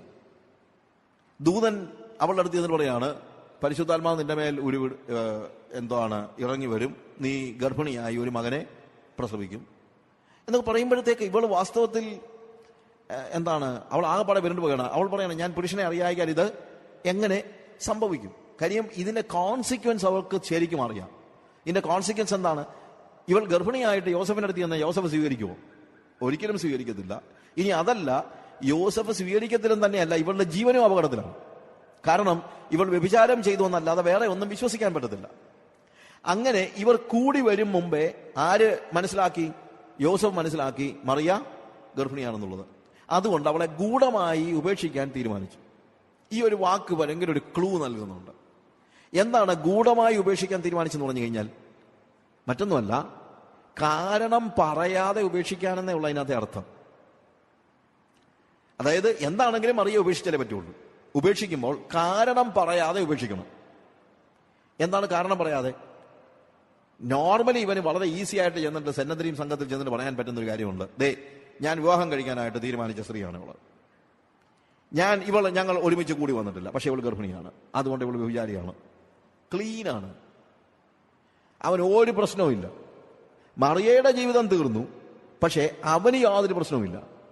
മറിയ അവർ ചിലപ്പോൾ കല്ലെറിഞ്ഞെന്നിരിക്കും, അല്ലെങ്കിൽ തന്നെ അപമാനിക്കപ്പെട്ടെന്നിരിക്കും. പക്ഷെ ഇവന്റെ കാര്യത്തിൽ എന്താണ്? ഇവന് യാതൊരു പ്രശ്നം ഉണ്ടാകുന്നില്ല. കാര്യം ഇവൻ ഒരു കുറ്റക്കാരനുമല്ല. അവന് വേറെ പെണ്ണിനെ കല്യാണം കഴിക്കാം, ഒരു പ്രശ്നമില്ല. എന്നാൽ കാരണം പറയാതെ ഉപേക്ഷിച്ചാലുള്ള പ്രശ്നം. എന്ത് പറഞ്ഞാൽ ചെല്ലുന്നത്?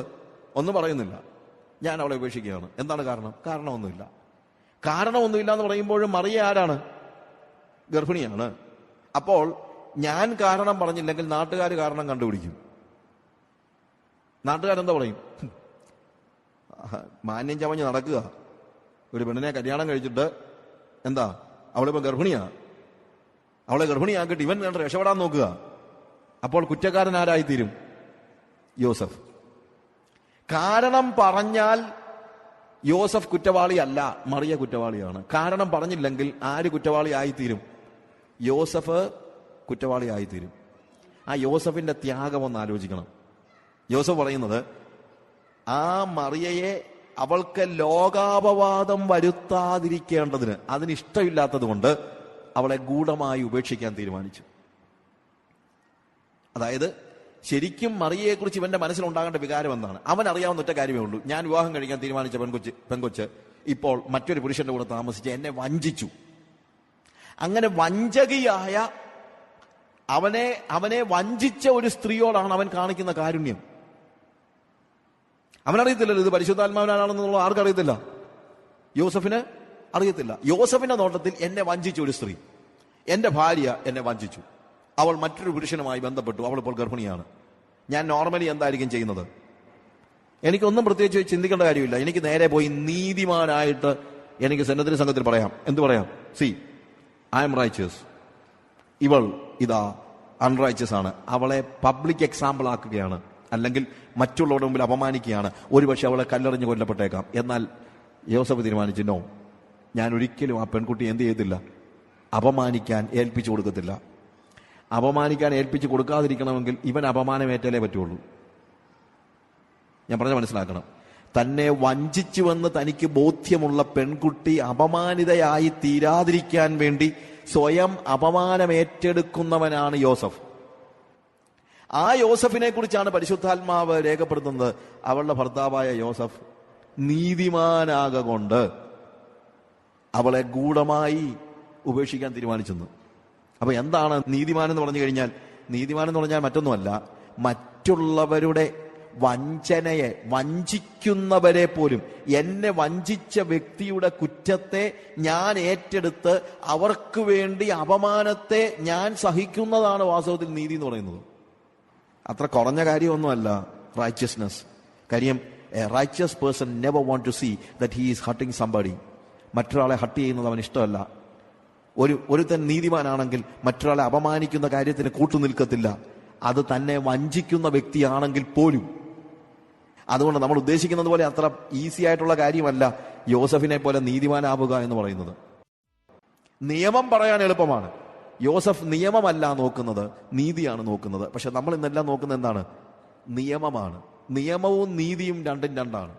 നിയമം ആളുകളെ അപമാനിക്കാൻ മടിയില്ലാത്തതാണ്. നിയമം ആളുകളെ ഉപദ്രവിക്കാൻ മടിയില്ലാത്തതാണ്. നിയമത്തിന്റെ ദൃഷ്ടിയിൽ ഒരു ജഡ്ജിനെ സംബന്ധിച്ചിടത്തോളം അയാൾ തെളിവുകൾ മാത്രമേ നോക്കുന്നുള്ളൂ, വേറെ ഒന്നും നോക്കുന്നില്ല. അയാൾ നോക്കുന്നത് നിയമമാണ്, നീതിയല്ല.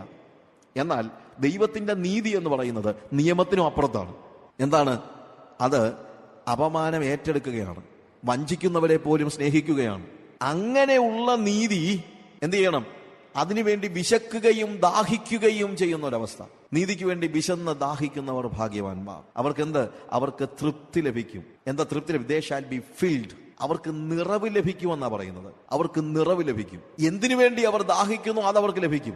ഫിൽഡ് എന്ന് പറയുമ്പോഴത്തെ ഫീഡ് ഓർ ഫാറ്റൻ എ കാറ്റിൽ വിത്ത് ഗ്രീൻ ഗ്രാസ്.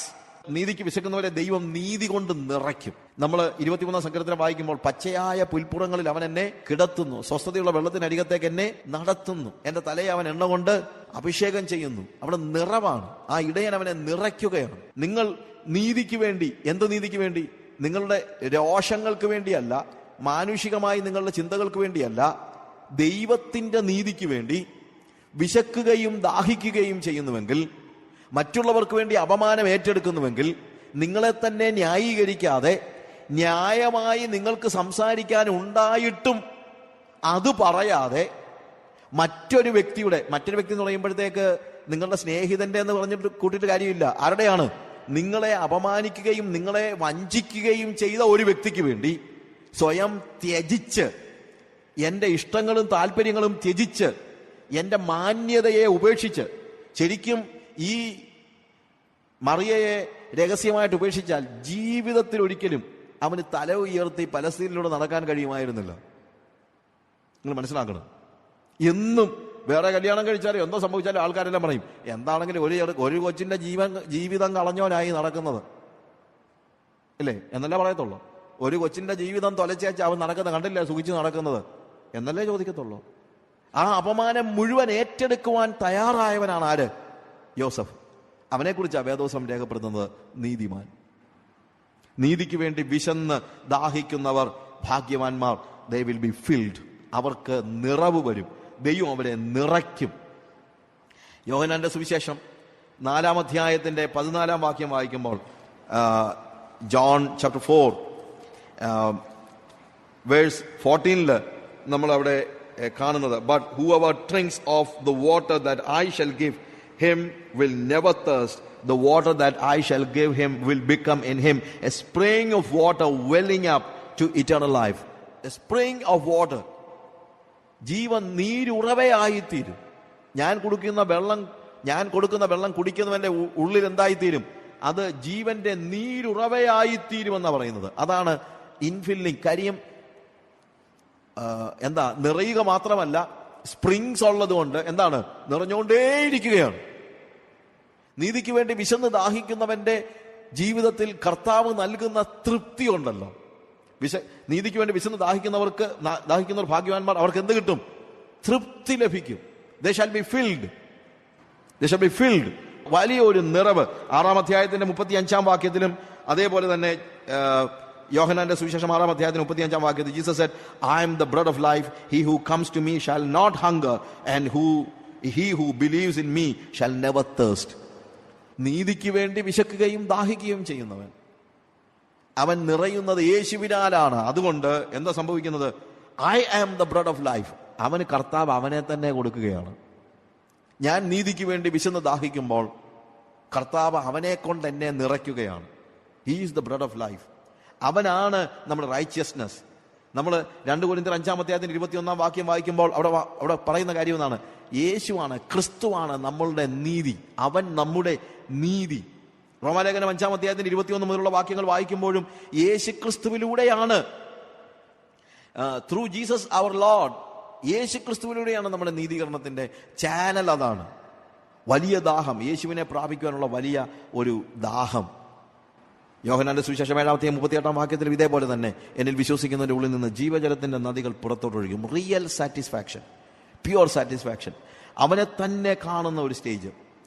അതാണ് നമ്മുടെ എല്ലാ മോഹങ്ങളുടെയും അവസാനമായിട്ട് നമ്മൾ കാണുന്നത്. സങ്കീർത്തനം 17-15 വായിക്കുമ്പോൾ അവിടെ ലോകത്തിന്റെ സംതൃപ്തിയും, ഇവിടെ പറഞ്ഞല്ലോ നീതിക്ക് വേണ്ടി വിശന്ന് ദാഹിക്കുന്നവർ ഭാഗ്യവാന്മാർ, അവർക്ക് തൃപ്തി ലഭിക്കും. എന്നാൽ ലോകത്തിന്റെ തൃപ്തിയും ദൈവം നൽകുന്ന തൃപ്തിയും തമ്മിലുള്ള വ്യത്യാസം 14-15 വാക്യം വായിക്കുമ്പോൾ, തൃക്കൈ കൊണ്ട് ലൗകിക പുരുഷന്മാരുടെ വശത്ത് നിന്ന് തന്നെ പിടിപ്പിക്കണമേ, അവരുടെ ഓഹരി ആയുസ്സിലത്രേ, നിന്റെ സമ്പത്ത് കൊണ്ട് നീ അവരുടെ വയറ് നിറയ്ക്കുന്നു, അവർക്ക് പുത്രസമ്പത്ത് ധാരാളമുണ്ട്, അവർ തങ്ങളുടെ ധനശിഷ്ടം അവർ കുഞ്ഞുങ്ങൾക്ക് വെച്ചേച്ച് പോകുന്നു. ഇതെല്ലാം ലൗകിക പുരുഷന്മാരുടെ കാര്യമാണ്, ദൈവിക അനുഗ്രഹങ്ങളായിട്ടല്ല പറയുന്നത്.